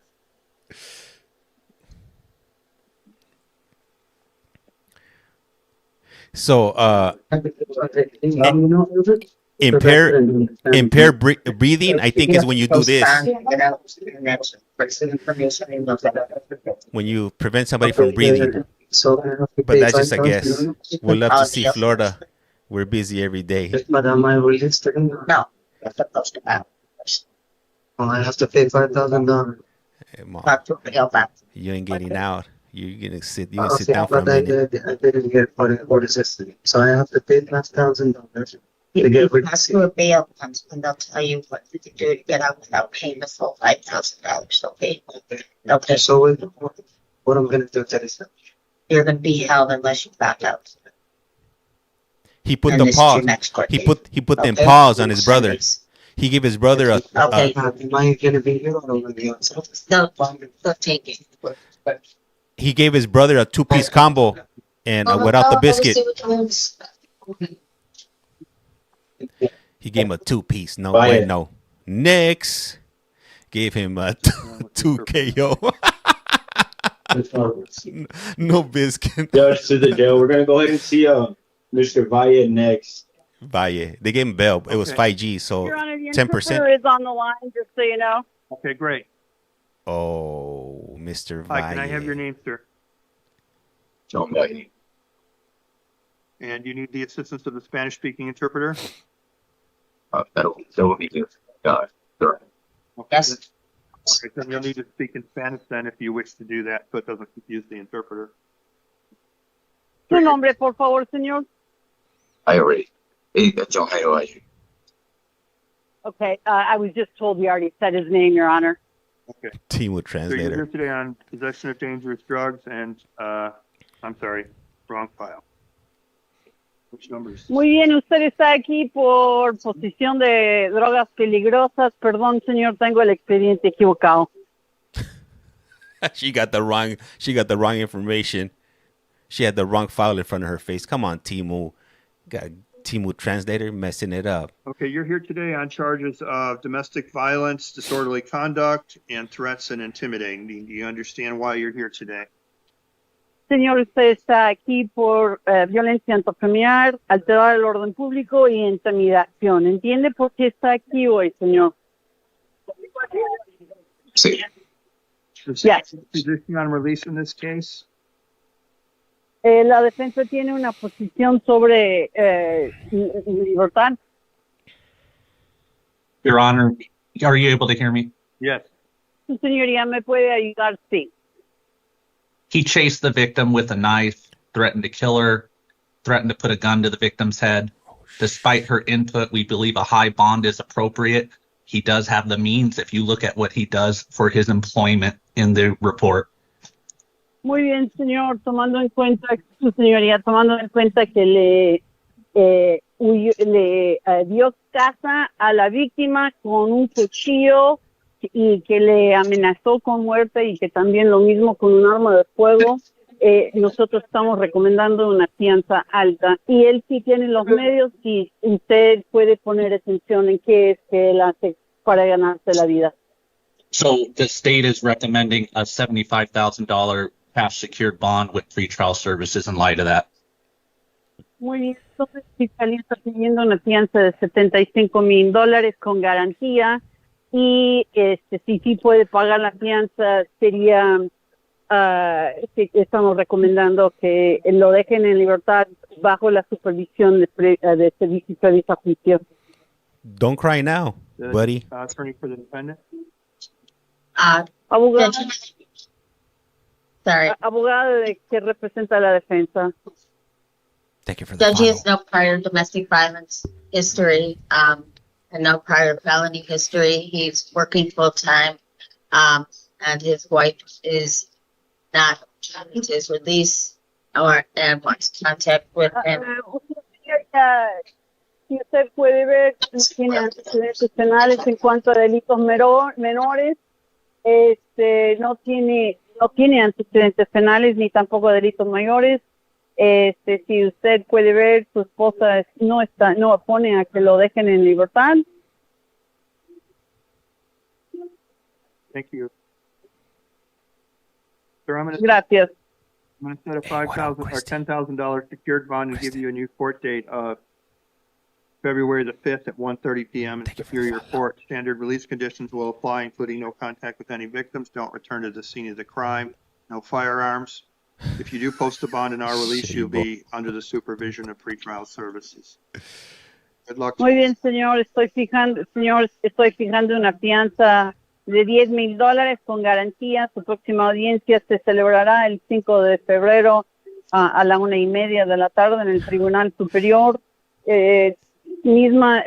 Las condiciones de su libertad son la norma, que no puede tener contacto usted con la víctima, que no puede regresar al lugar de los hechos, que no puede estar en posesión de un arma de fuego. Si resulta que sí puede pagar la fianza, estará bajo la supervisión de servicios de a juicio.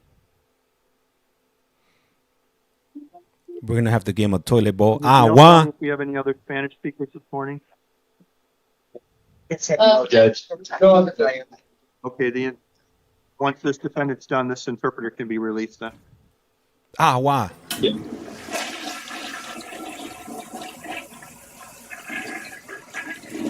Drop one, flush one. Drop one, flush one. Courtesy flush, por favor. Don't cry now, buddy. I'm so sorry. You can go out. I'll see if you can go. Thank you to the interpreter. Thank you, Your Honor. Have a good day. Dropping out his papers. Next up on the Price is Wrong. Let's see who we have. Who do you guys think? What do you guys think this straggler is in for? Please share your thoughts in the chat. Hi, can I have your name, please? He looks like he has back problems. This is Judge Hazel. You're here today because you have new felony charges of possession of dangerous drugs, possession of drug paraphernalia. You also have a warrant out of the city of Tucson. The state have a position on this case?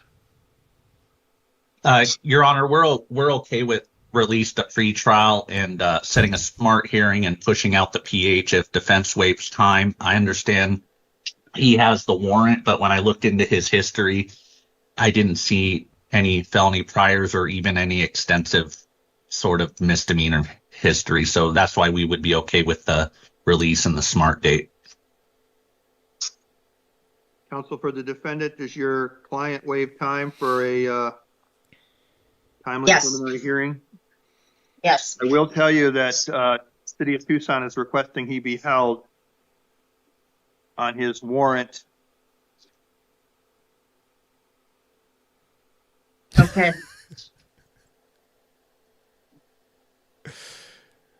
Jasmine, you got me cracking up with that one. He looked like he was Sir, struggling. I'm going to set this out for a preliminary hearing to February the 12th.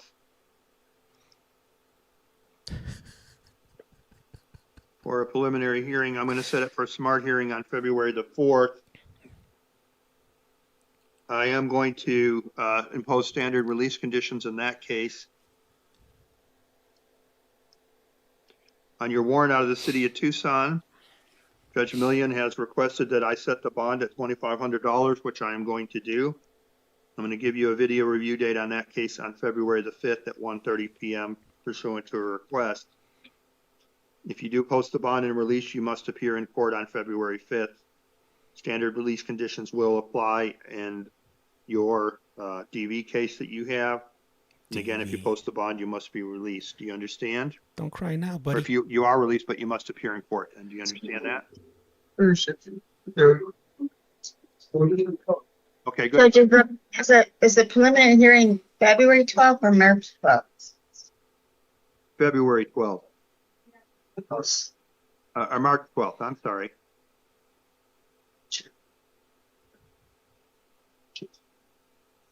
Okay. We're going to have to give him the AWA because I heard he had a DV case.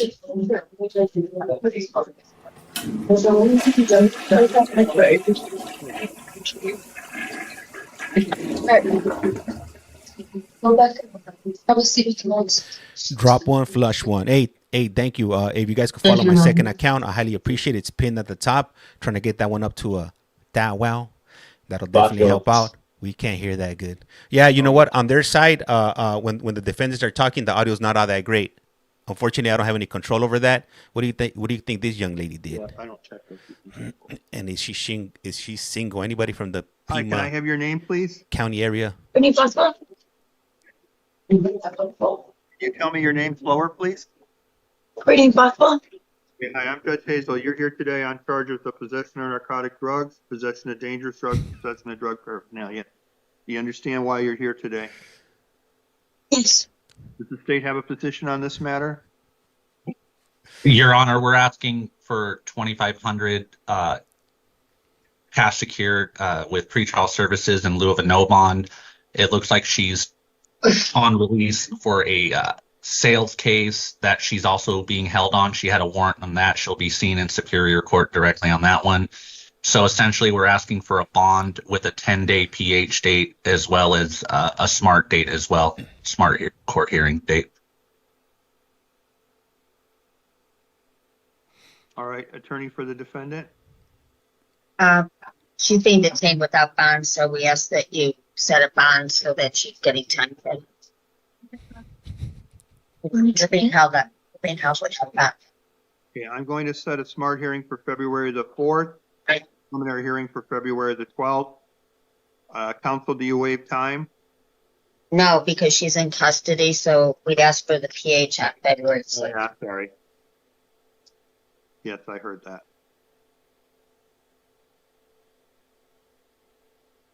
So we'll do that on February the 5th then. All right. What's your bond? What's your bond? $2,500. Okay, so we're gonna go Judge, was forward. he released on the new charges? No, No. The bond is $2,500. this is for the new charge. You'll also go to court on the case that you, the other papers you have, okay? Okay, so it's you go to court next week on your case that you're being held without bond on, and this is your new case information. Is there time to do a bond on my new case? Don't postpone, you're being held without bond on your other case. I'm not sure what a SMART hearing Okay. is. So even if you postpone, you won't get released. Is anybody from Arizona Can I go know? to court on the 4th, you said? Yeah, that's it. That's for the old court case? No, for the new case. What about for the one? They'll set your court date this week. It's not set yet. Public pretender, the Okay. offender. I'm in Arizona, but don't know. Like a month there. All right. Okay, is the rug court? All right. Next on The Price is Wrong. What did she do? Good Can I morning. have What's your up, name, please? Sugar? You're here today on charges of possession of narcotic drugs, possession of drug paraphernalia. You also have a warrant out of the city of Tucson, which the judge is asking you be held on. Does the state have a position on the felony charge? Your Honor, per the pretrial report, I'm seeing at least 3 misdemeanor warrants out of Tucson City Court. I'm not sure if there's more, but the state's essentially recommending a bond, some sort of nominal bond in light of that, in a 10-day PH date along with a SMART court hearing. Thank you for that. Attorney for the defendant? Since he's being held, we'd ask for a nominal bond.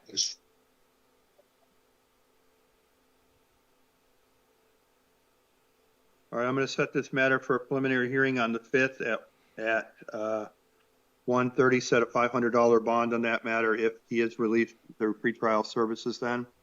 Set a SMART hearing for the 4th.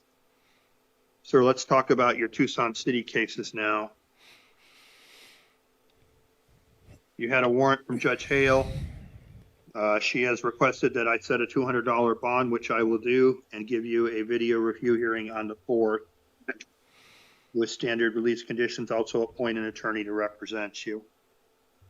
So good luck to you, sir, okay? What time is that hearing? 1:45. I'm sorry, what did you say? 1:45. Thank you. What is it? Okay. Pima County. This The is total Piedmont is County. $700 back. Okay. And for anybody that's wondering, this is live. Yes, they have court on Saturday. As a matter of fact, they have court on my birthday, your birthday, and everybody's birthday. Christmas, New Year's, every day.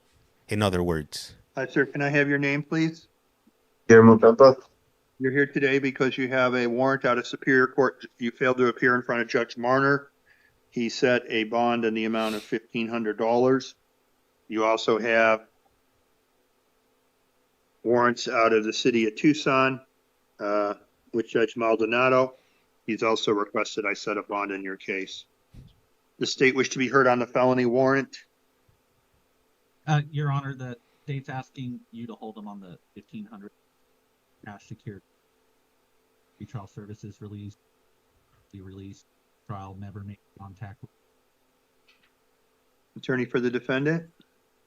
I just point out that he has no other prior felony arrests, and that he has been living in Tucson for 5 years.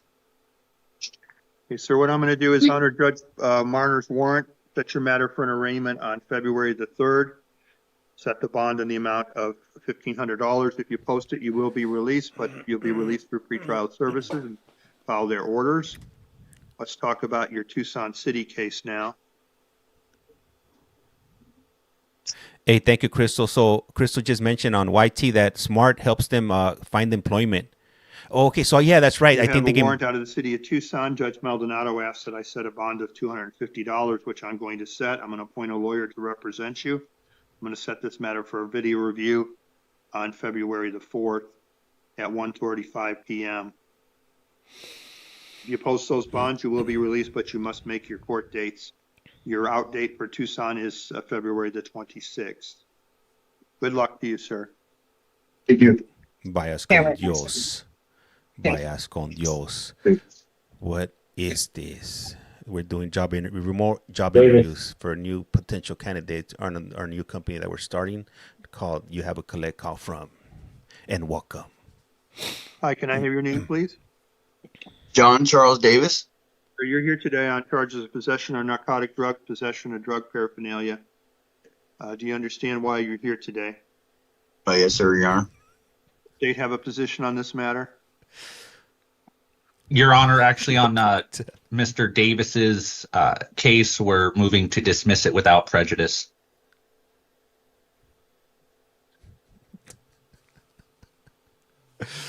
Thank you. I assume that the defense has no objection? Objection.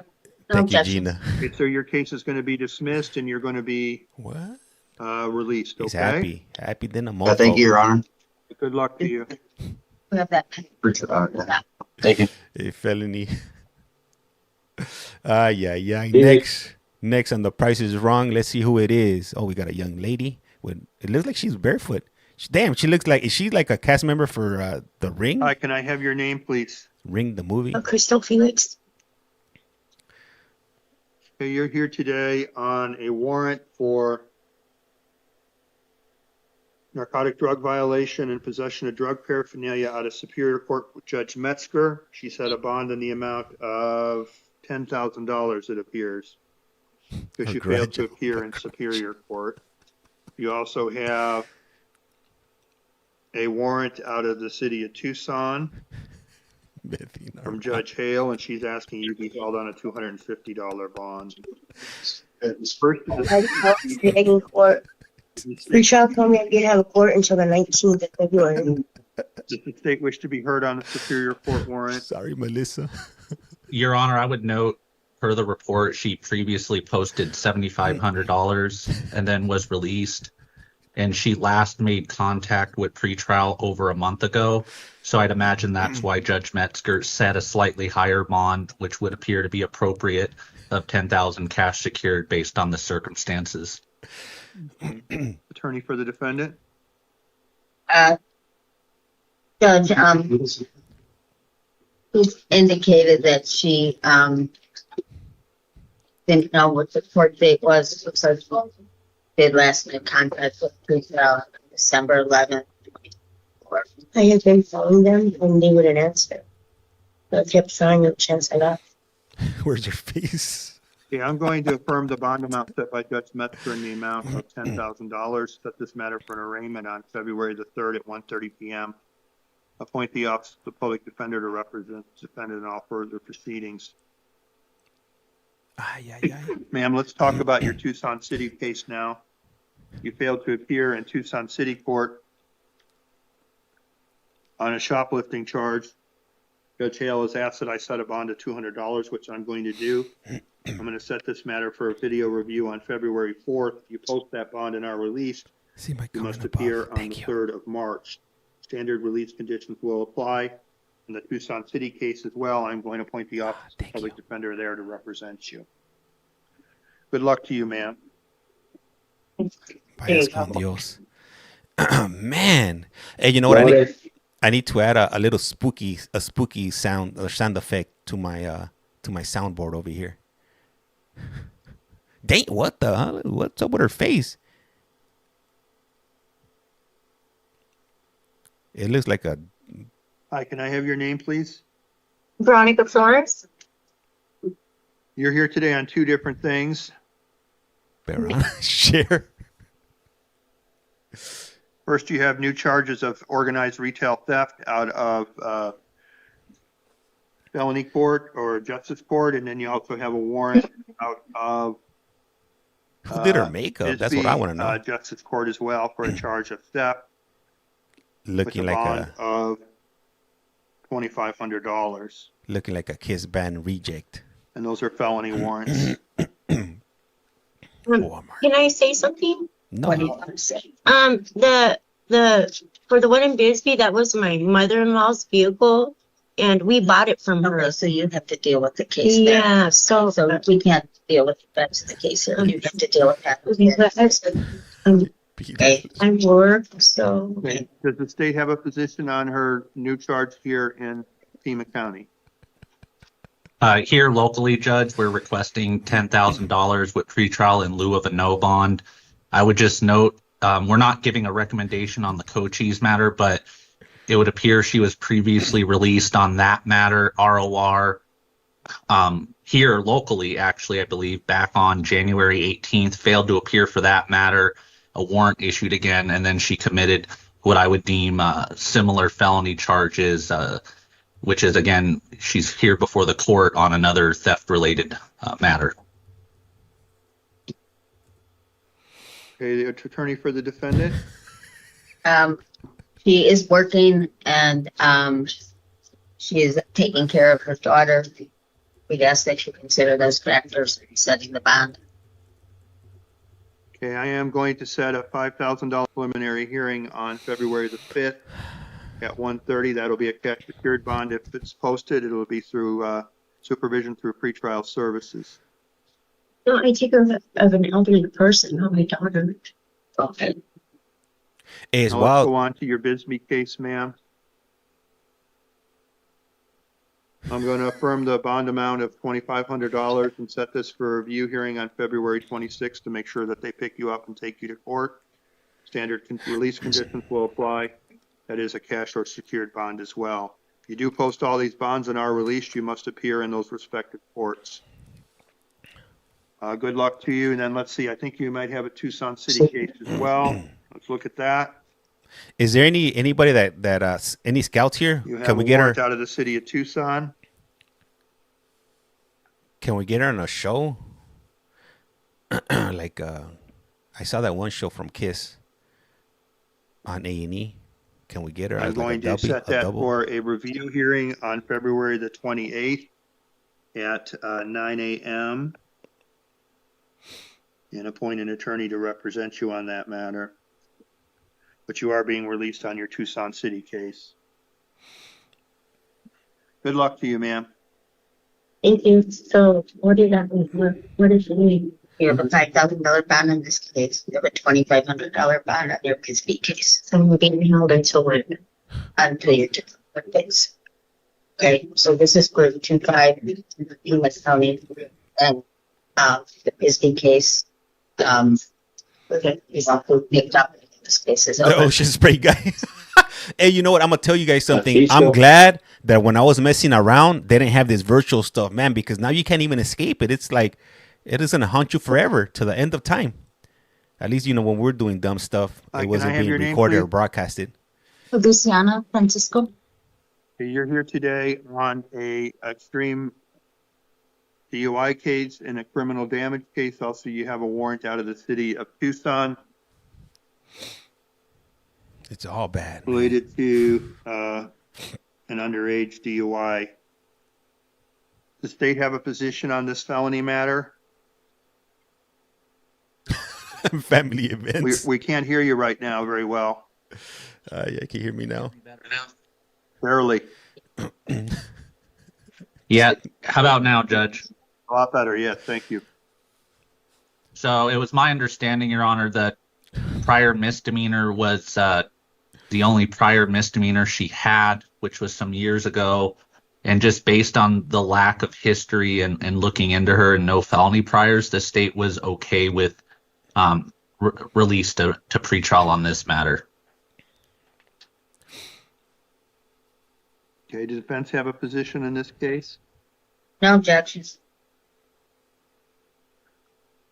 All right, I'm going to release you with standard release conditions, ma'am, and give you set your matter for a preliminary hearing on February the 18th at 1:30 p.m. Appoint the Office of the Public Defender to represent you. Standard release conditions will apply in your case. So you will be released on this matter. Let's go on to your Tucson City matter now.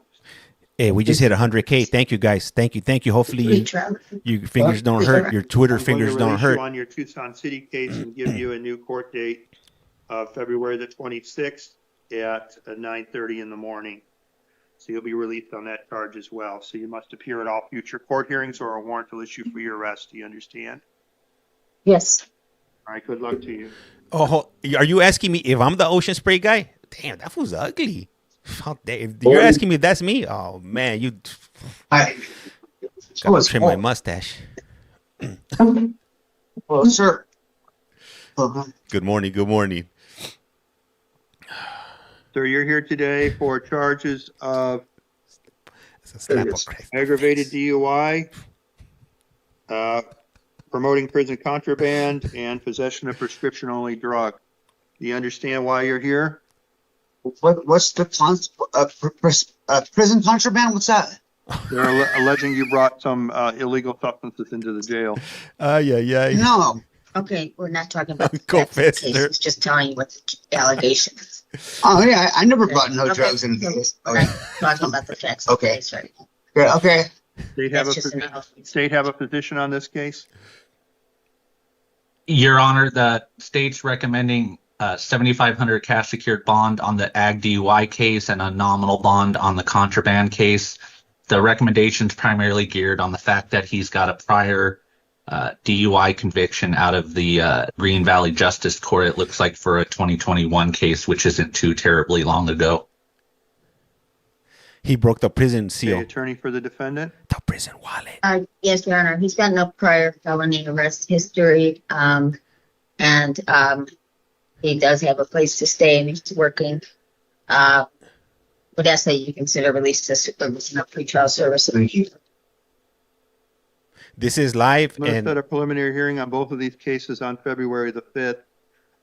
On the DUI charge, I'm going to set a secured bond in the amount of cash secured bond in the amount of $2,500. Set this matter for a preliminary hearing. As I indicated, appoint the Office of the Public Defender to represent the defendant. Okay. May I ask a question? On the On the other case, I'm going to set a secured bond in the amount of $500. So, sir, your total bond is going to be $3,000. Your new court dates on both cases will be on February the 5th. If you post a bond, you'll be released through pretrial services. Okay. Now can I pick do I have to? Okay, thank you. Do I have to pay $100 every week, or was it a month? Is there any way I can? It'll be a hardship on me. This is your bond. This is for your conditions of release. So you'll have to post bond. You can talk to a bail bond. Okay. About what I just asked? about your bond. Okay, so I'm going to jail right now? You're in jail already, buddy. Oh, I should post the bond. okay, so I got to post a bond for 3,000? Yeah. Okay. Okay, so these hearings are live and they are archived on YT. So if you go to my YT account, go to look at right here, search that on the YT account or the YT, and you could see the other videos that I've had archived on there. John Hartwig. You're here today on 2 counts of possession of dangerous drugs, possession of narcotic drugs, possession of drug paraphernalia. I'm Judge Faisal. I'll be conducting your initial appearance today. Does the state have a position on release in this matter?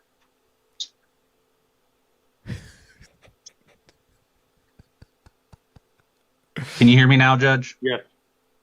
So the state's fine with release to pretrial with extended PH date if defense waives along with a smart court hearing.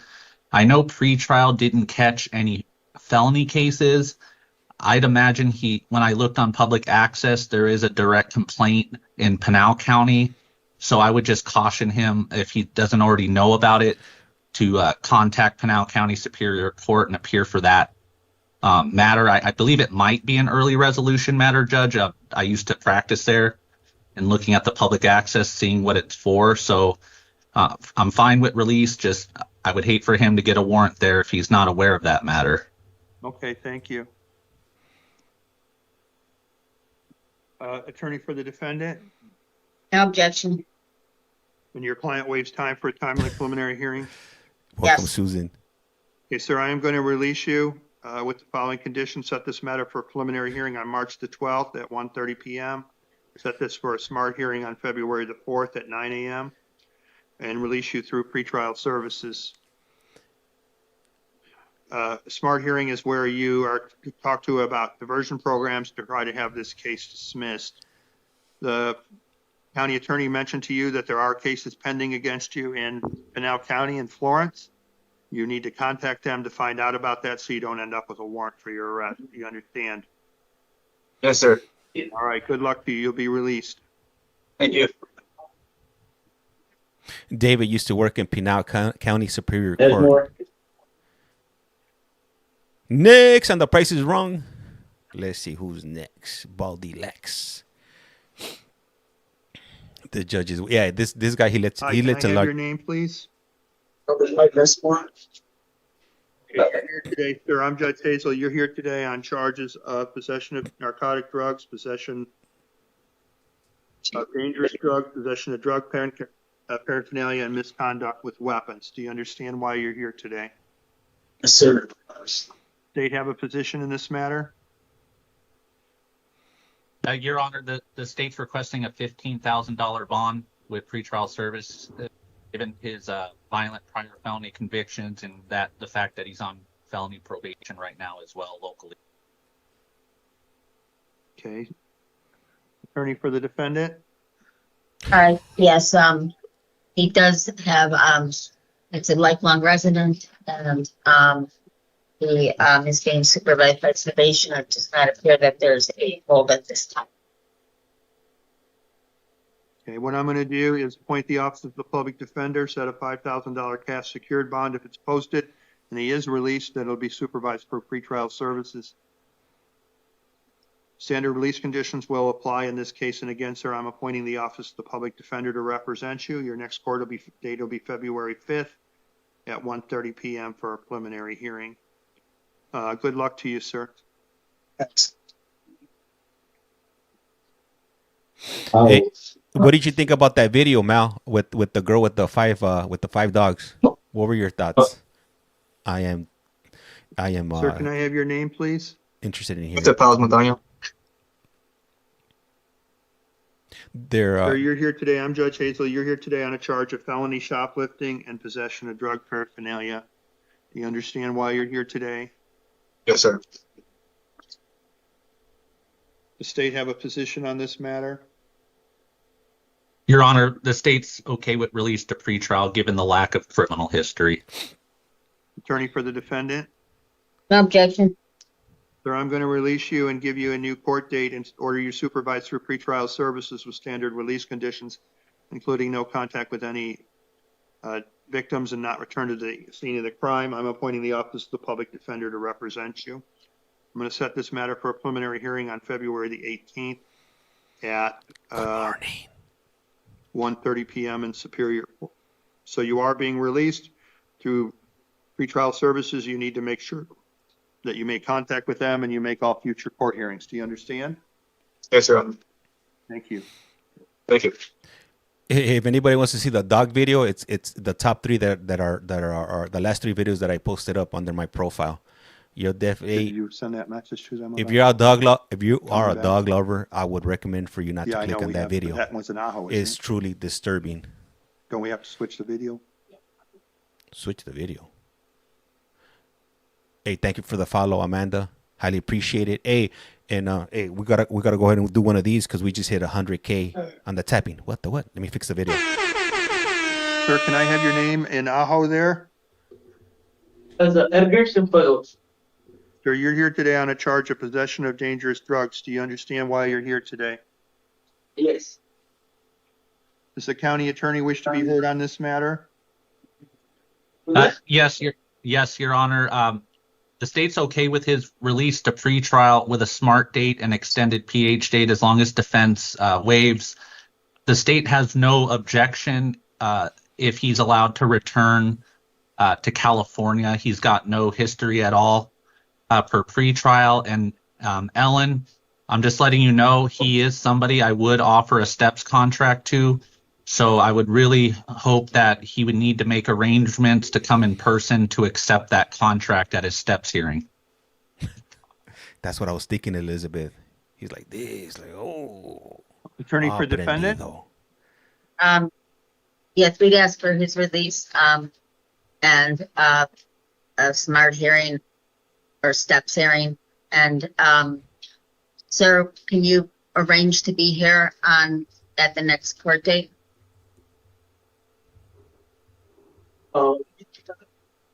Yeah, well, when will be the next court date? It's going to be February the 4th at 9 o'clock. Oh, yeah, I could be here.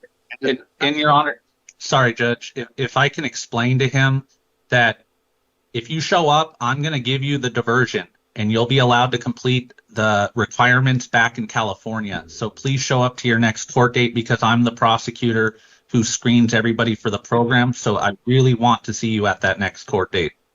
Okay, as long as I have the address and the time I gotta be there, I'll be there.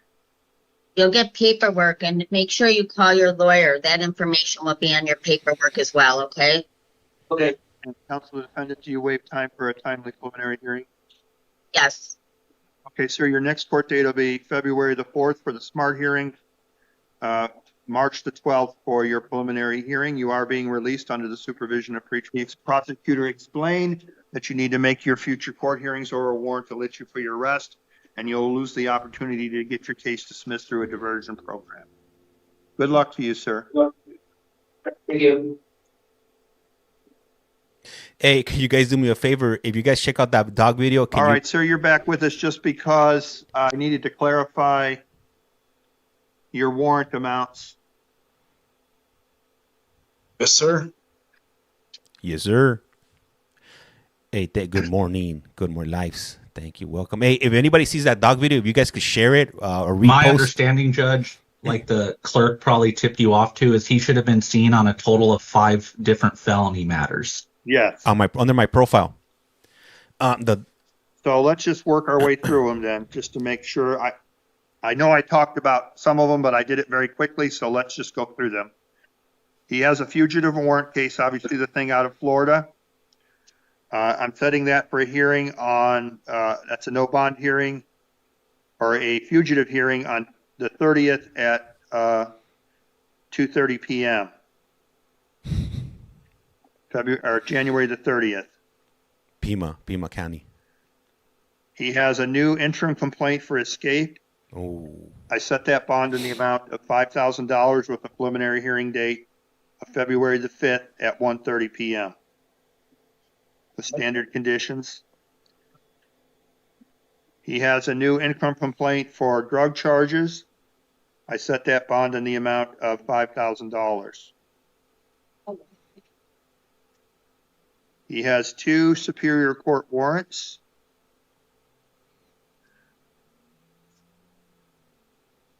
I'm going to set both of the Superior Court warrants at $50,000 apiece. I know Judge Metzger asked for $500,000. I'm not sure why, or that might have been a typing error. He's a runner. And that'll be set for arraignments on February the 3rd at 1:30 p.m. on both cases. And those are all consecutive or separate bonds. He might be. So obviously he has a no bond, and then he has, my calculation, a total bond in the amount of $110,000 if bonds are posted, if he's released on the fugitive case. He ain't going nowhere. Anything further from the county attorney? No, Judge, I believe you addressed all 5 matters that needed to be addressed. Thank you. Anything further from defense counsel? No. All right, good luck to everybody. Thank you for help. Damn, they cut us. That's it. Hey, so I'll go ahead and take this opportunity right now. Yeah, if you guys, for those of you that check out the dog video, the fight dog video, if you guys could go ahead and repost it, hit a comment, start from the bottom up, hit the hearts, and do all that good stuff. Let's get into the algorithm. Hopefully we're able to get some new individuals in here. The more the merrier, the more comments, it gets us to the FYP. And hopefully we'll be hitting 20,000 followers on TT, and hopefully we'll be hitting 5K on YouTube. Just for those of you that are new, that are not sure exactly what I'm doing here. I got all kinds of stuff when it comes to incarcerated individuals, whether it's interview. I've done a lot of over the phone interviews. If you go over to YT, you can go to playlist, and a lot of individuals share their life stories, their journeys, as far as why they're in prison. All the people that I've brought on, or the large majority of people that I have brought on to be interviewed, hey Casey, thank you, appreciate that, have come in from the state prison of Centinela State Prison, which is located in California. That's where I'm originally from. I'm from Los Angeles. We have done video visits, phone calls, interviews. I've even gone to the prison a few times and captured them being released. If you guys go to my profile, you can see some of those releases. We had Joe. He did 27 years in prison from the age of I think he was like 17, and he got out at 45. I want to say he got out in March, and he's been out for he's about to be hitting a year in March. He's doing really good. And we also had Jeremiah. He jumped off that prison ban. He did about 10 years. So if you're interested in those type of videos and whatnot, you could definitely get them here. We recently expanded to do these court hearings in Pima County and Maricopa County. We also do board of parole hearings and other stuff that I do. Whenever I'm on, it's always going to be live. So the phone calls that I do, they're live. Do you have the videos? Yeah, if you go to my profile, and let's look at the first 6 videos. 3 videos are pinned, and then the other 3 are there. Also check out all my links to all my social media accounts, or not, you could just go to the other platforms, the red icon one, type that in right there, and my profile come up, and all those videos, anything that you see here on TT is going to be archived on that account. Everything, all the streams I do, everything's going to be on there. So you just got to look around there, and I'm pretty sure you'll find something that'll pique your interest, and just binge watch, share it, share with those that you love, share it with the ones you don't love, just share it, por favor, please, and por favor. So yeah, that's pretty much it. No one has this kind of actually I've been doing this for a while. I started off with the board of parole hearings, but they were restricting my account a lot. I was getting banned 3 days a week, and it was, man, it's real frustrating, when you have a lot of people come in. When I was doing the board hearings before, we were getting 500-600 people at a time, and then they would cut my access. So I slowed down on that, but recently I figured out a way how to do it, and they haven't been on me as much. So I would suggest following on both platforms. Even if you guys could follow on my alternate account that I'm trying to get up to 1,000 followers, just in case if this account ever gets axed, then I have an alternate way or a backup way to go live and continue providing you with these streams that you guys find interesting. This is fascinating. Yes. Hey, so remember, you saw here first. You saw me here first. I was the one that was pumping this out. What's the out? So I just pinned it on the screen right there. It says 2nd and I'm up to a little bit over 600 right now. Somebody told me, or a few people said yesterday, that if once you get over 600, then you become live eligible. I double checked it right now. I'm over 600, but it still hasn't popped up. So I'm not sure if it has anything to do with that. With that account, I opened it up in the UK because last week there was that ban. So I was fiending bad. So I ended up setting up. I had a SIM card from this company called GiftGaff from that's out there, and I went and I opened up an account. I opened up a phone line with that phone number, and with a VPN, and I was able to open up an account in the UK. So I have one US based account, and I have one that's based in the UK. It's 800 in the UK. Okay, so I need like 200 more then. So I wasn't aware of that. I thought it was 1,000. So if you guys could help us, there's over 300 people here. You guys could definitely help me out with that. Also, I'll follow you back on the second account. I won't be able to do it today because I've been tapping a lot of people, and I got a notification from TikTok saying that I can't add any more people for whatever amount of time. To be honest with you, the lives, I'm gonna keep them going all day on YT. I might not be there all the time. Whenever I'm on TikTok, it means that I'm on both. Whenever you see me only on YT, it means that I'm probably not on, but I'll keep the stream going. The scheduling stream for Maricopa County, I'll go ahead and let you guys know what it is right now. And like I said, it's every day of the year, and this is something that I'm gonna read off of the website, off of the court. All right, it reads: initial appearances calendars are heard 24 hours a day, 365 days a year at 8 a.m. and these times are Mountain Time in Arizona local time. So 8 a.m., 11 a.m., 2 p.m., 5 p.m., 8 p.m., 11 p.m. It says that there's a 2 a.m., but the 2 a.m. I haven't seen, and 5 a.m. So that's a total of 1, 2, 3, 4, 5, 6, 7 hearings throughout the day in a 24-hour period. So it's nonstop, and in between that, we also have Pima County, which is the one we were just looking at right now. Those take place at what is it? I think 9 a.m. and 7 p.m. Time in Arizona. So throughout the day, I'll just jump on. What I've been doing for the last few days is I've been putting on my icon. I'll put the time that I'm gonna be coming on. So I was supposed to be on at 7 a.m. today, my time, but I overslept. I didn't end up jumping on till like about 7:30. But here I am, better late than never. I would have got a failure to appear, and I would have probably told the judge that I got kids and a wife. Please let me go. Give me a second chance. And I'm about to lose the house and my car and all of that stuff. So that's where we're at right now. Let me see right here, laughing out loud. Let me see. 2 a.m. is okay. Hey, thank you, David. Really appreciate it. David said that the 2 a.m. one is tentative. So I'm gonna have to look that word up, but I guess it means that it's not all the time, only when they need to. James, can you look up into making a Discord? You know what? I don't even know how to work Discord. I'm a bit of a dinosaur when it comes to Discord. I know people are always talking about it, but maybe when I have some time, I'll look into it sometime this week. And what exactly would I use a Discord for, if you don't mind me asking? Hey, Casey, thank you. Highly appreciate it. Same. Yeah, it's the same name. Just type in @ right here. That's why I put it up here in the blue. That's why it says all socials @CollectCallFrom. You type that in on the search bar or even on Google, or you could just go to my profile right here. And all my social media accounts are linked on there. I do have a link to my IG, but the IG, to be honest with you, I really don't use it that much. I really don't post up there that much. So my primary ones would be TT and YT, if that makes any sense. Hey, Glassmaster, thank you for the follow. Highly appreciate it. Sorry I didn't see it before. Hey, no worries. No worries. I mean, I do the same thing. I work all the time when I'm looking for stuff. It's right in front of my face and I can't see it. So I know the feeling. No harm done. All right. So let me see. Let me make sure I didn't miss any of the comments over here. It's all good. Thank you. Let me see. And sometimes, sometimes the chat is going a bit crazy. So it's not that I'm ignoring you. It's just I'm looking at different things over here. I got my computer screen. I got 2 phones. And a lot of things are going on back here. And also sometimes I miss whatever the individual's there for. I do have the attention span of a squirrel, so I'm easily distracted. So if you ask me, what happened, no say. Sometimes I just miss it. If that makes any sense.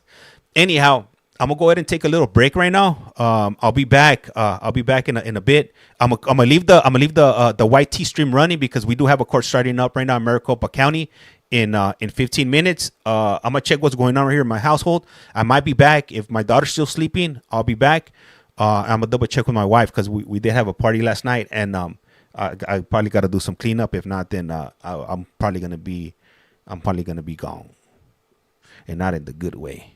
Let me go ahead and fix this up for you guys that are gonna be on.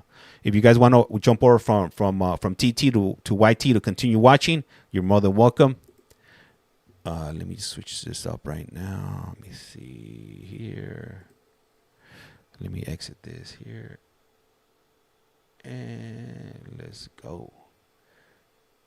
Court calendar. All right, I'm setting up the other stream right now for you guys on that are on YT. All right, so it is ready, I think, kind of. More. You know, I like this setup like this. All right, guys. Hey, I am Collect Call James. You are watching. You have a Collect Call From. And like I said right here, lights like a candle. Once you blow it out, it lights out. And with that, we're out. No, I don't have anything on the Lemonade app yet. I haven't. I just opened it up. I haven't done nothing. I'm talking. My second account is gonna be under TikTok. And let me post it up once again. Here it is. All right. And with that being said, I'm out. Rato, and I'll see you guys shortly. All right, guys. So, as you guys can see, I got the thing running right now. I'll be stepping in and out on it. I might come back and join you guys. I'm not sure. I'll see. Like I said, I'll see what's going on in my household right now, and I'll be back. I see there's 42 of you, so it'll be on in about 14 minutes or so. I'll step back in because I got to fix the screen anyway. So I'll be back shortly.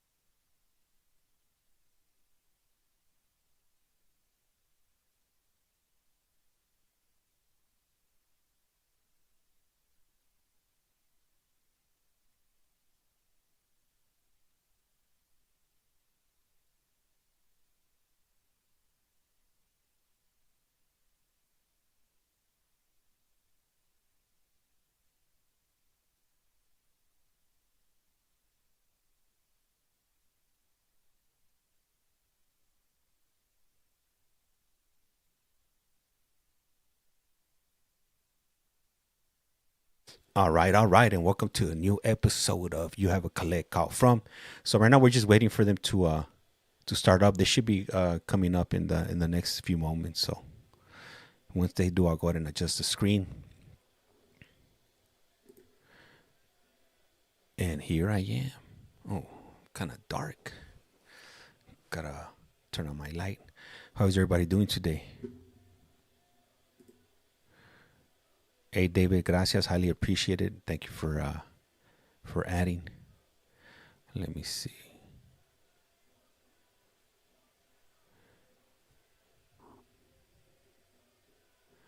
They might be running a little bit late. Yeah, they started at 10, right? I need to print out a little card and post it up right here so I know exact times, because sometimes I be forgetting. You see here, Draco, good. What's this? What's HBY? Here, by the way, no, that's here. I don't know. But welcome, Draco. Let me see. Came over from your teeth. Hey, thank you, AQ World. Highly appreciate it. Hey, man, thank you. Highly appreciate it. It's about time, man. I've been trying to do this for the last year and a half, bringing some people in, and I've been trying all kinds of different things. So it looks like this is finally hit. You know, it's piquing people's interest. So definitely appreciate it. How about you? I'm doing good. I am doing good. Can't complain. It's Sunday. I'm off. As a matter of fact, I'm off all week.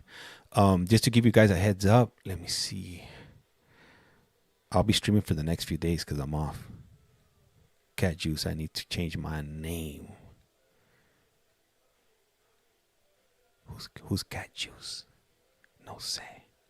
What's up with this stream? How come it hasn't come on? I'm gonna refresh it just to be safe, cause sometimes let me see here. See, close it down, open it up. It's turning. Okay, they still haven't started it yet.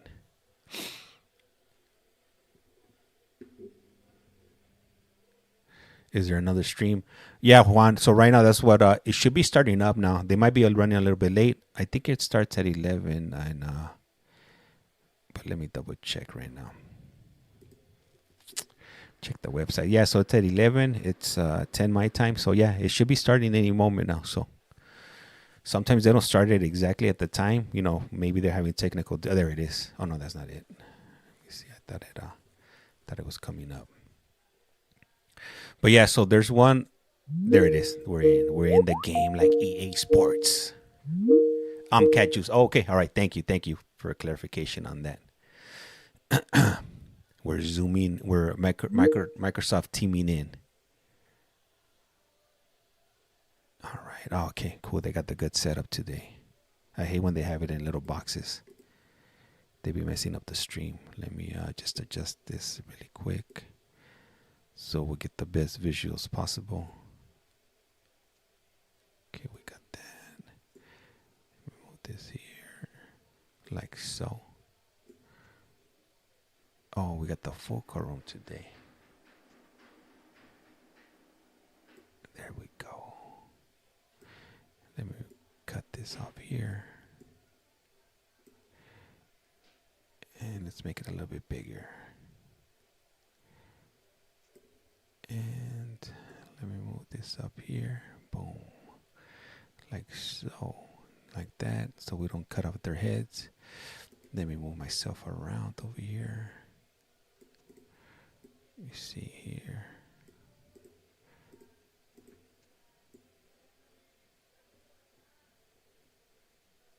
Okay, I'll keep myself right there. All right, cool. I think we are good to go.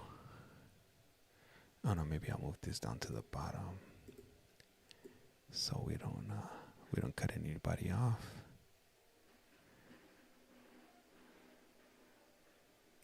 Okay, I think we're good to go. Oh no, you know, now should I move this? Let's see.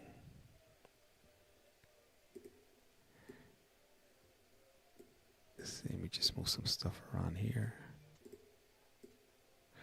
We'll put this right here, the parental advisory.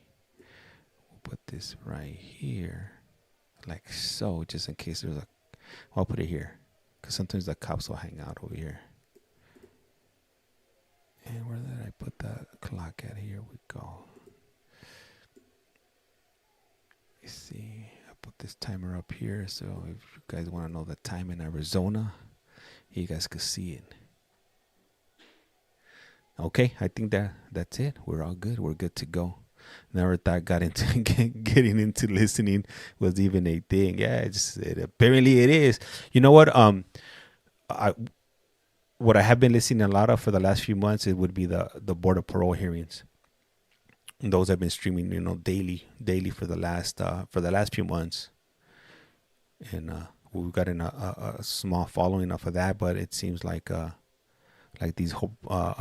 these hearings here, these in-person hearings, a little bit more popular than that. So normally I'll do 2 streams. What I've been doing is on one computer I'll do the Board of Parole hearings, and then on this computer I'll do these hearings here, just like that. So you could, depending on what your fix is, then you get it.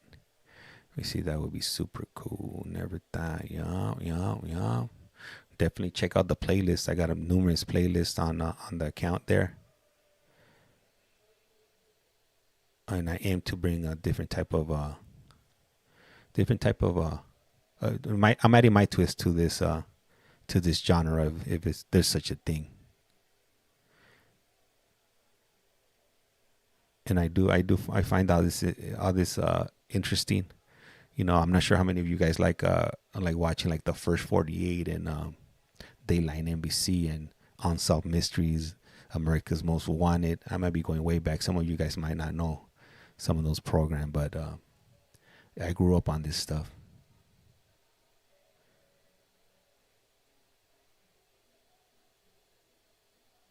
And they're definitely dragging their feet today.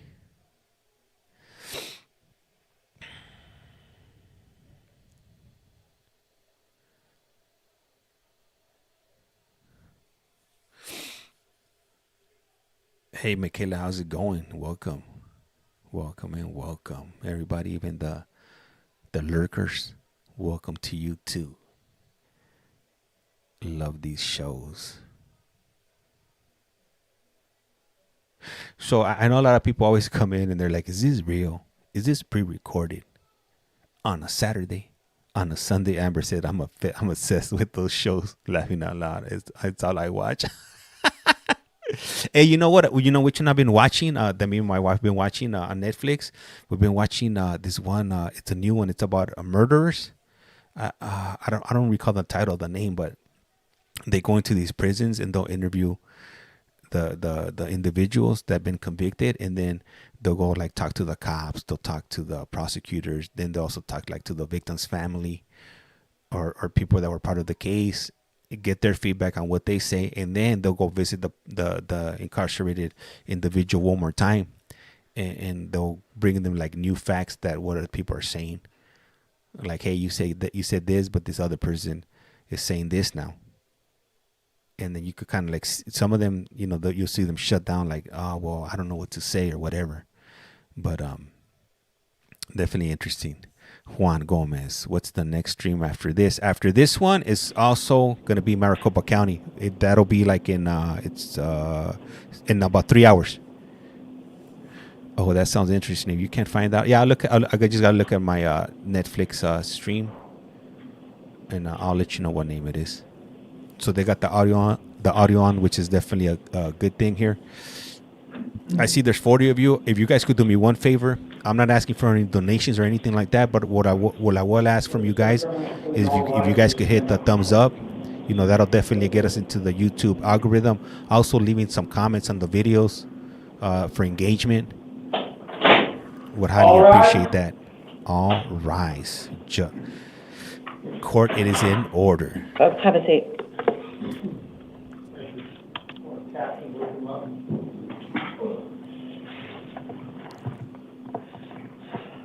44. We got 44. All right. Cool. Gracias. Let's see what the cat drug in today.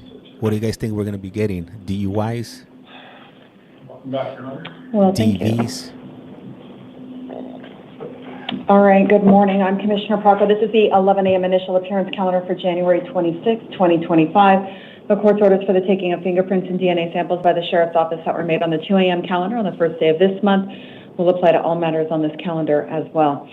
All right, folks, when you hear your name, please step up to the podium that's in the center of the courtroom in here. At the end of your hearing, you are going to be receiving some documents that's going to contain everything we go over in here, which will include your next court dates as well as all of your release conditions. For those of you who will be out of custody prior to your next court date, I do recommend contacting the court in advance of that date so you can verify your hearing details. You can also check to see if there are other ways of appearing, since some of the courts are still allowing for virtual appearances for some hearing types. Please keep in mind you do have the right to remain silent. Everything you say in the courtroom is being recorded, both audio and video, and could be used in a future court proceeding. We're going to begin today with Leandra Duncan. After that, it's going to be Sean Russell.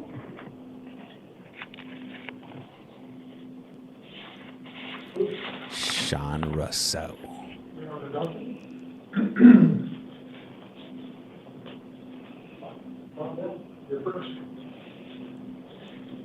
Ms. Duncan, if you could state your full name and date of birth. Leandra Duncan, 6182. All right, thank you. So you've got 3 separate cases here today. I'll go ahead and start with the new matter that just came in. This is for a new case out of Superior Court. So in that matter, the charges submitted are 1 count of possession of dangerous drugs, Class 4 felony, 1 count of possession of drug paraphernalia, Class 6 felony. In that matter, the Public Defender's Office has been appointed, and the court dates you have at this time are a status conference January 30 at 8:30 a.m., evidentiary hearing January 31 at 1:30 p.m., and a preliminary hearing February 4 at 8:30. Those are all going to be at the Superior Court located in downtown Phoenix. I do show you are currently on felony release in at least one other matter, and that is going to be CR 2024-147-945. We're going to go over that matter here today, too, since it's also on the calendar. But because you were on felony release at the time this new offense allegedly occurred and probable cause was found in this matter, you are required at this time to be held without bond in the new case. So you're not eligible for release in this matter. And that's why we set that evidentiary hearing. That's the court date you have on January 31. That's the court date I'm required to set here today in order to allow the court to review those release conditions. Now, your other 2 cases here are your other 2 matters that you have pending in Maricopa County Superior Court. The one is the open felony case. The other one is your probation matter, and those are here because a bench warrant was issued for failure to appear at a sentencing and disposition hearing. So in each one of those matters, you now have a status conference set on January 31 at 8:30, and that's still going to be at the Superior Court in downtown Phoenix. The bond in each of those warrants has been affirmed. One is a $1,000 cash-only appearance bond. The other is a $500 cash-only appearance bond. Do you have any questions regarding any of these 3 matters that I've just gone over here? No. All right, go ahead and step to your left. You can go ahead and have a seat at this time. That's Sean Russell, and after that, Jessica Baroka.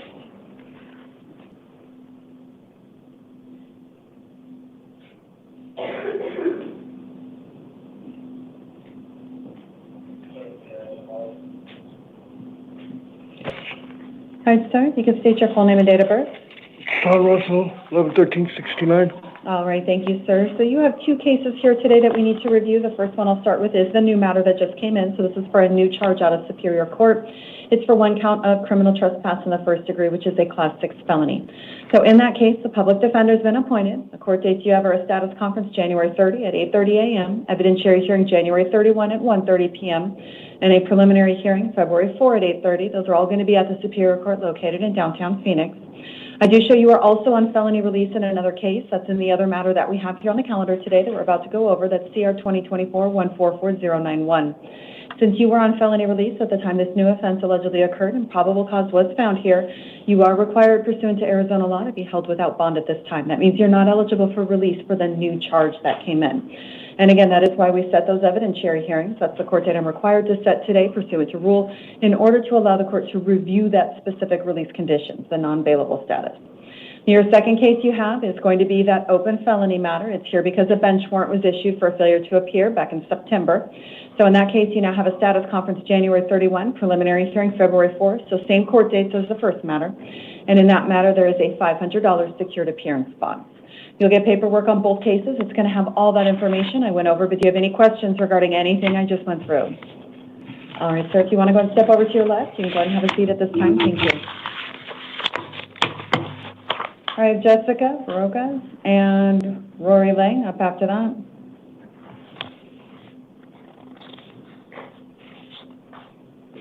Hi, ma'am. Full name and date of birth. Jessica Baroka, 8793. All right, thank you. So you are here for a new case out of Superior Court. This is alleging 1 count of possession of narcotic drugs. That's a Class 4 felony. 1 count of possession of drug paraphernalia, Class 6 felony. In this matter, the Office of Public Defense Services has been appointed to represent you. You do currently have a status conference set January 30 at 8:30 a.m., evidentiary hearing January 31 at 1:30 p.m., and a preliminary hearing February 4 at 8:30. Those are all going to be at the Superior Court located in downtown Phoenix. In your matter, I show you are also on felony release. That case is not on the calendar today, but it's CR 2024-000223. Because you're on felony release at the time this new offense allegedly occurred and probable cause was found in this matter, you are required at this time to be held without bond, so you're not eligible for release. And that is why we set that evidentiary hearing January 31. That's the court date I'm required to set in order to allow the court to review that non-bondable status. Any questions regarding that? As far as like the one I have right now. As far as what? What I got arrested for. Okay. I was trying to see what I can do about that because they didn't find anything on me. You've been appointed an attorney to represent you, so that's the appropriate person to discuss any defenses you believe apply. I'll let you know I did find probable cause based on what was submitted to the court today. We do get a Form 4 with a probable cause statement, which is what the court relies on to determine probable cause. Okay, and then I'm not really available for release because why? Because you were on felony release in another matter in which you are charged with possession of narcotic drugs as well. Looks like, I believe, if I'm recalling correctly, you were in suspended prosecution. You're not anymore. They're reinstating the prosecution in that. But whether you're in suspended prosecution or not, you had an open felony case. That one is an open felony case for all purposes. So you are now required under Arizona law to be held without bond because you allegedly committed a new offense while being on felony release. Were there like video footage submitted? You can certainly speak with your attorney about all the evidence in this case. I've already let you know that the court did find probable cause on this matter, so that is how we're proceeding today. But you, of course, can speak with your attorney about any defenses you believe apply, and they can also review with you any evidence that the state presents in this matter. And I'm not able to do like...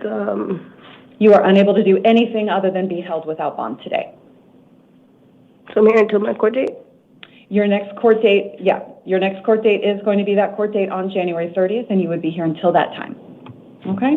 If you want to step over, you can go ahead and pick up that, or I just think you might already have your paperwork, but if you want to go ahead and have a seat. All right, so we have Rory Lang and Thomas Miles up next.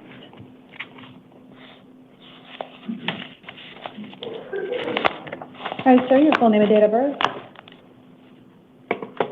Hi, Your Honor. Your full name and your date of birth. Rory Lang, 11/16/1954. All right, thank you, sir. So you are here for a new case out of Superior Court. Are you having any difficulty hearing me? A little bit. All right. Would it help to have the headphones that we have to increase that? Okay.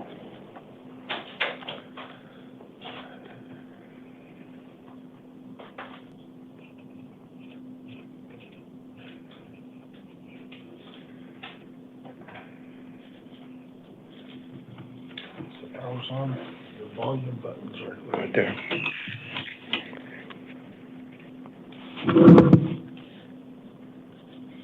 All right, is that any better? Is that better? Yes, ma'am. Okay. All right, so sir, you are here for a new case out of Superior Court. The charges that have been submitted here today is 1 count of aggravated assault involving a deadly weapon or dangerous instrument. That's a Class 3 felony. 1 count of possession of a weapon by a prohibited person, a Class 4 felony. 1 count of disorderly conduct involving a weapon, a Class 6 felony, and 2 counts of threatening, intimidating. Those are both Class 1 misdemeanors. In this matter, the Public Defender's Office has been appointed to represent you. Your court dates at this time are a status conference, January 31, preliminary hearing, February 4, both at 8:30, and that will take place at the Superior Court located in downtown Phoenix. I recognize your criminal history, at least, is fairly dated, but I also do have to weigh that against the very serious nature of the charges that you are here for today, your unwillingness to comply with law enforcement after they did arrive on the scene. It is for that reason you do have a bond. That's a $75,000 secured appearance bond. $75,000, and that's a secured appearance bond. If you do post bond and are released from custody, it would be subject to the supervision of pretrial services. You'd also have electronic monitoring added as part of those release conditions. That is being put in place because you have orders here that you are not to return to the scene of the offense. You are not to have any contact with any alleged victim, complainant, or witness involved in this matter. You are not to possess any weapons. That includes on your vehicle, on your person, or in your residence. You're not to possess or consume any alcohol. You do need to find an alternate residence and provide proof of that to pretrial services. You're also ordered to obey the terms of any order of protection if one is issued in your matter. And I will also warn you that a violation of a no victim contact order in a criminal release order could constitute aggravated harassment. That is a Class 6 felony. If you come in on a new felony offense while being on felony release, you would be non-bailable at that point. Do you have any questions regarding this information?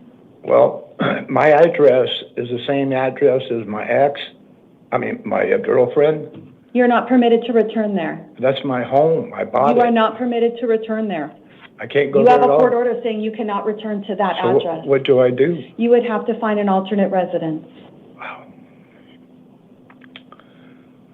I don't know why I'm being charged all these charges, because don't You've think been I'm... appointed an attorney to represent you. You can certainly speak with that. I will let you know I found that there was ample probable cause to support each of the charges that I went over with you. All right, any other questions regarding that? No, ma'am. All right, if you want to go ahead and step over, you can go ahead and have a seat at this time. Thank you, sir. Do I You can get leave the headphones do I on. get released? You have a $75,000 secured appearance bond. That is the amount that you would have to post in order to be released. Wow. And then if you do get released, you have the electronic monitoring that'll be installed prior to your release. I don't have 75,000. Then you would remain in custody. You'd be transported to that next court date. Here, take out the headphones before you go over. Thank you, sir.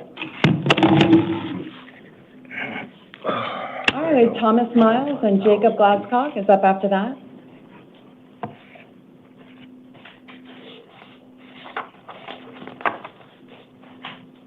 Hi, Mr. Miles. Go and state your full Good name and morning, date Your of Honor. birth, sir. Thomas Miles, 92976. Thank you, sir. So you've got two separate cases here today. They're both warrants that were issued, but out of two separate courts. So I'll start with the matter that you have. This one's out of the Pima County Superior Court, so it's an out-of-county warrant. Right. So in that matter, you've got an arraignment hearing currently set on January 29 at 8:30 a.m. That would be at the, looks like they have that at the Pima Justice Court at this time. Is that correct? It should be the Pima County Superior Court, right? We'll double check that, and I'll make sure we have the correct information in your paperwork for that hearing for the location, okay? All right. So in this matter, though, they do have a bond in your warrant. That's a $7,500 secured appearance bond. So we have affirmed the bond in their warrant, okay? So that is the amount you'd have to post for this matter, okay? Now, I did give you that court date that you have coming up in this case because you have a Maricopa County case as well. It's entirely possible that that court date could change. They might have you attend your Maricopa County case before they do anything with the Pima case. Okay. I don't know if that's going to happen. I just want to give you a heads up in case it does, okay? So in your next matter here, this is the warrant that was issued. That's going to be out of the Maricopa County Superior Court, and this is for a direct complaint that was filed. It alleges 1 count of burglary in the 3rd degree. That's a Class 4 felony. 1 count of false reporting to law enforcement, a Class 1 misdemeanor. And that has a date of offense of October 30 of 2022. So in that matter, the Public Defender's Office has been appointed. Your court dates at the Maricopa County Superior Court are going to be a status conference January 31 with a preliminary hearing February 4, both at 8:30. And that'll be at the Superior Court. Again, the address will be provided in your paperwork. And that matter has a $5,000 secured appearance bond. So it's $12,500 for both matters. Okay? You will receive, go ahead. That's what I'd have to come up with to get released?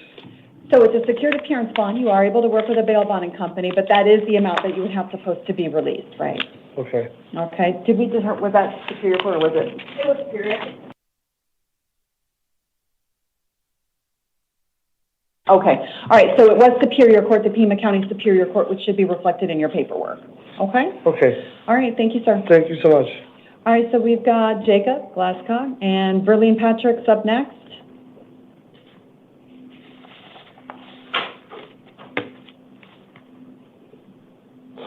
All right, sir, your full name and date of birth.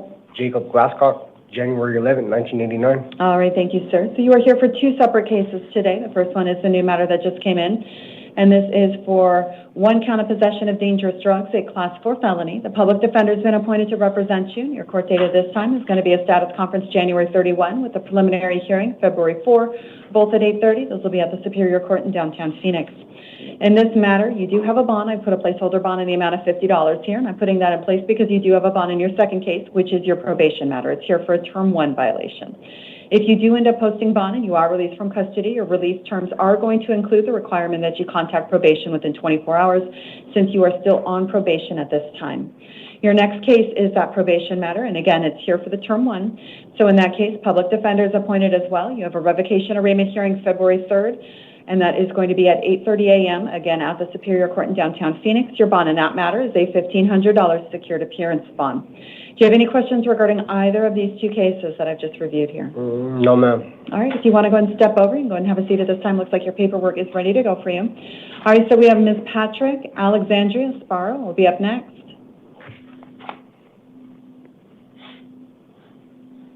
Hi, ma'am, your full name and date of birth? Verlene Patrick, 9/6/95. All right, thank you. So you are here for a probation violation warrant that's been issued, and this is for a petition to revoke filed, looks like not last March, but the March before. So that is alleging a violation of terms 6, 12, 15, 16, 18, and 22. So the public defender has been appointed. You have a revocation arraignment hearing February 3rd at 8:30 at the Superior Court in downtown Phoenix. The bond in your warrant's been affirmed. That is a $2,500 secured appearance bond. You are still considered to be on supervised probation, even though you haven't been in compliance for a while. You are still required to contact probation within 72 hours of your release from any facility. If you need their phone number, there is just a generic line for probation that's provided in the paperwork for you. Okay? Any questions about that? No. All right, thank you. All right, so we have Ms. Sparrow and Cordarius Novus will be up next.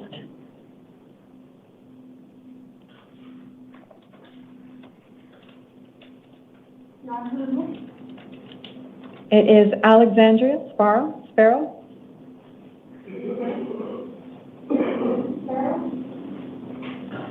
And if we don't have her ready, we can go ahead and have Mr. Nobles come in so we can do his matter and keep it moving. That's, okay, that's fine, sir. No, come on in. Come on in. You're in. Good All morning. right, sir. If you could state your full name and date of birth. Cordarius Nobles, 09/15/1997. Thank you, sir. So you're here for a warrant issued outside Maricopa County. It's an outside court. That's Apache Junction Municipal Court. So in that matter, they've set an arraignment hearing for you January 29 at 8:30. That would be at the Apache Junction Municipal Court out in Pinal. And in this matter, the bond in their warrant's been affirmed. That's a $750 secured appearance bond. So if you do post bond in our release, you need to make sure you go out there to attend that court date or another warrant could issue. If you're unable to post it, that doesn't mean they need to come and transport you out there in order to attend your court date with them. So, can you, the last part, can you say it again? You said if I'm unable to? Yeah, if you're unable to post the bond that's been issued, then you would remain in custody. Pinal needs to come and transport you out there to attend your court date. Yeah, and you said the next court date for that one is January? 29. Yeah, because I work over the road, and I knew about it, but I strike jobs. So we have no date to where we can leave. So I told them about it, and basically they were just like, well, if I do that, basically just lose my job, because I get all my stuff sent to my mom's house, so she sent it to me. So it's just like so I was talking to the woman out there, and she told me that Phoenix, they didn't give me the money, cash that they took up out my jacket. It's not with my stuff. So she told me that I would have to do a bail bondsman. You can do a bail or whatever. bonding But company for this. what also kind of bond is this? It's a secured appearance bond, so you are able to go through a bail bonding company. So It's a percentage with security that you hear about, but as far as what they would require, you'd have to talk to them. yeah, so if I get my mama to do it or anything, You can have someone on the outside do it. Yeah, you don't have to do it from inside here. No, you can have someone assist you. they can send it like far as like because she's in Mississippi. Talk to the bonding companies as far as how they work with that, with someone who's out of state, because I couldn't tell you. I mean, yeah, the only reason I asked it is because I'm sorry to cut your time, I know, but I have the money. It's just, I don't know why the police didn't put it with the rest of my things that got here. I wish I could answer you that. Normally when you have cash coming in with you, they do have it on your books and it would reflect on your paperwork. I don't see it, but you'd be able to see it through the officers here would be able to see it in your paperwork. If not, if Phoenix retained it for some other purpose, like evidentiary purpose, I don't know. I have no idea. I wish I could speak to that, but I can't.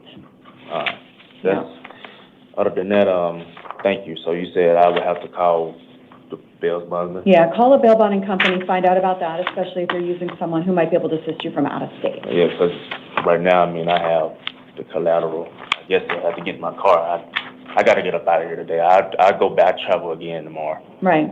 And this happened. So all right. And if you do, make sure you show up to that court date so they don't issue another warrant. Otherwise, it just kind of becomes a circular thing where you come right back in, okay? When is the next one, the 29th? 29th. You got 3 days. Okay, thank you. Okay. Thank you, sir. All right, so we have Sean Olson and Victor Banda will be up next.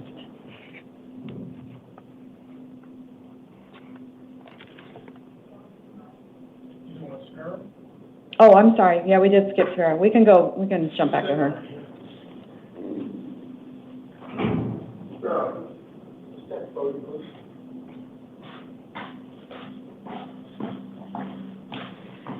Hi, ma'am. If you could state your full name and date of birth. Alexandria Sparrow, 10887. All right, thank you. So you've got 2 separate cases here today. I'll start with the new matter that just came in. This is for a new case out of Superior Court. It is alleging 1 count of possession of narcotic drugs, which is a Class 4 felony, 1 count of possession of drug paraphernalia, Class 6 felony, 1 count of resisting arrest, also a Class 6 felony. So in this matter, the Public Defender's Office has been appointed to represent you. You do currently have a status conference set January 31, preliminary hearings February 4, both at 8:30. That's going to be at the Superior Court in downtown Phoenix. So in this matter, you do have a bond in your case. That's a $500 secured appearance bond. Now, you are still on supervised probation, so if you do post these bonds and you are released from custody, you do still need to contact probation within 72 hours. So your next case that you have here is your probation case, and it's now here for a Term 1 violation. In that matter, the Public Defender's Office has been appointed as well. Revocation arraignment hearing February 3rd at 8:30. That case has a $250 secured appearance bond, so it's $750 for both matters. Okay? Any questions regarding that? No. All right, ma'am. Everything should be in your paperwork there. If you want to go and step over to your left, you can go ahead and have a seat. Thank you. Okay, now we're to Mr. Olson. Sorry for the mix-up there. And then we've got Victor Banda up after that.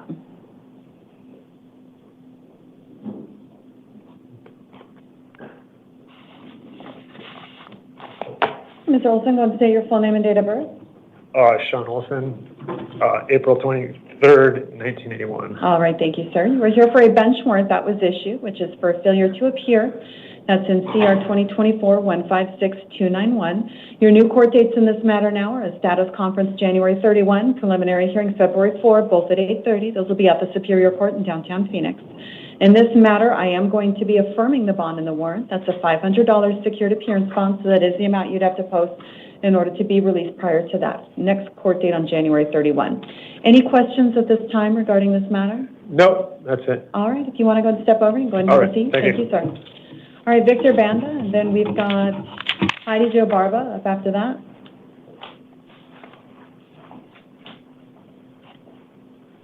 All right, sir, your full name and date of birth. Victor Carmelo Banda Jr. And your date of birth. 4/13/77. Thank you, sir. We're here for a new case out of Superior Court. The charge is 1 count of theft, which is a Class 6 felony. And in this matter, the Public Defender's Office has been appointed. A status conference is currently set January 31 with a preliminary hearing February 4, both at 8:30. Those will both be at the Superior Court in downtown Phoenix. In this matter, based on a review of your history and specific the concern with respect to the number of organized retail theft priors you do have a bond in this case, which is a $500 secured appearance bond, with the additional order that you are not to return to the scene of the offense, you are not to have contact with any complainant or witness in this matter. You'll get that information here in a moment, but do you have any questions regarding it? No, thank you. All right, thank you, sir. All right, so we've got Ms. Barba and Jesse Verdugo will be up after that.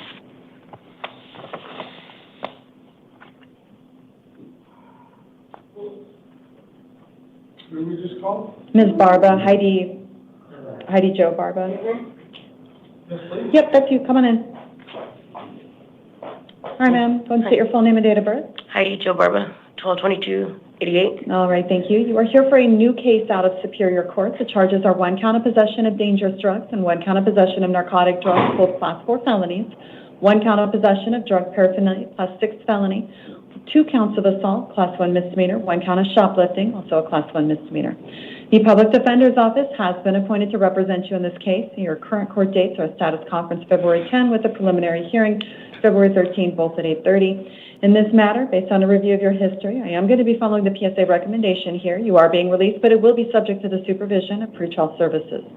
Before you go, you'll be receiving some additional information regarding that. That does include their contact information, because you do have to stay checked in with them while on release and otherwise comply with the rest of their terms. Can you repeat that last part? You'll have to stay checked in with them. So you're going to get their contact information in your paperwork. There's an envelope that has some instructions in there for you. You just need to make sure you reach out to them when it tells you to. I think it says next business day, so that's going to be tomorrow, Monday. So in this matter, you're also ordered not to have any contact with any alleged victim, complainant, or witness. You're not to return to the scene of the offense. Okay. Any questions regarding that? No, thank you. All right. Thank you, ma'am. You want to go and step up? Thank you. Thank you. All right, so we have Jesse, Verdugo, and Damn, she was a tiny one. Maria Barlow will be up after that. She was tiny.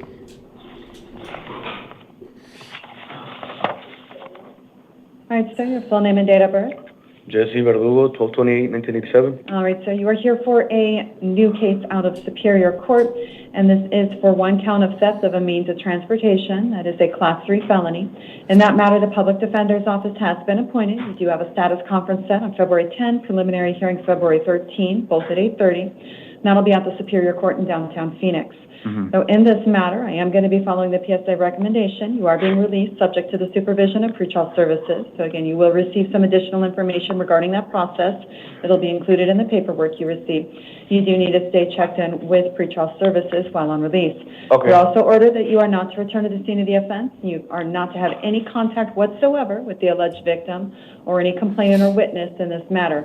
And I will caution you that a violation of a no victim contact order and a criminal release order could constitute aggravated harassment. That's a Class 6 felony. If you come in here on a new felony offense while being on felony release, it would be non-bailable at that point. All right, any questions? No. All right, go and step over. All right, so we have, Oompa looks Loompa. like Mr. Barlow. Kevin Gutierrez will be up after that. Good morning, Judge. All right, sir, your full name and date of birth.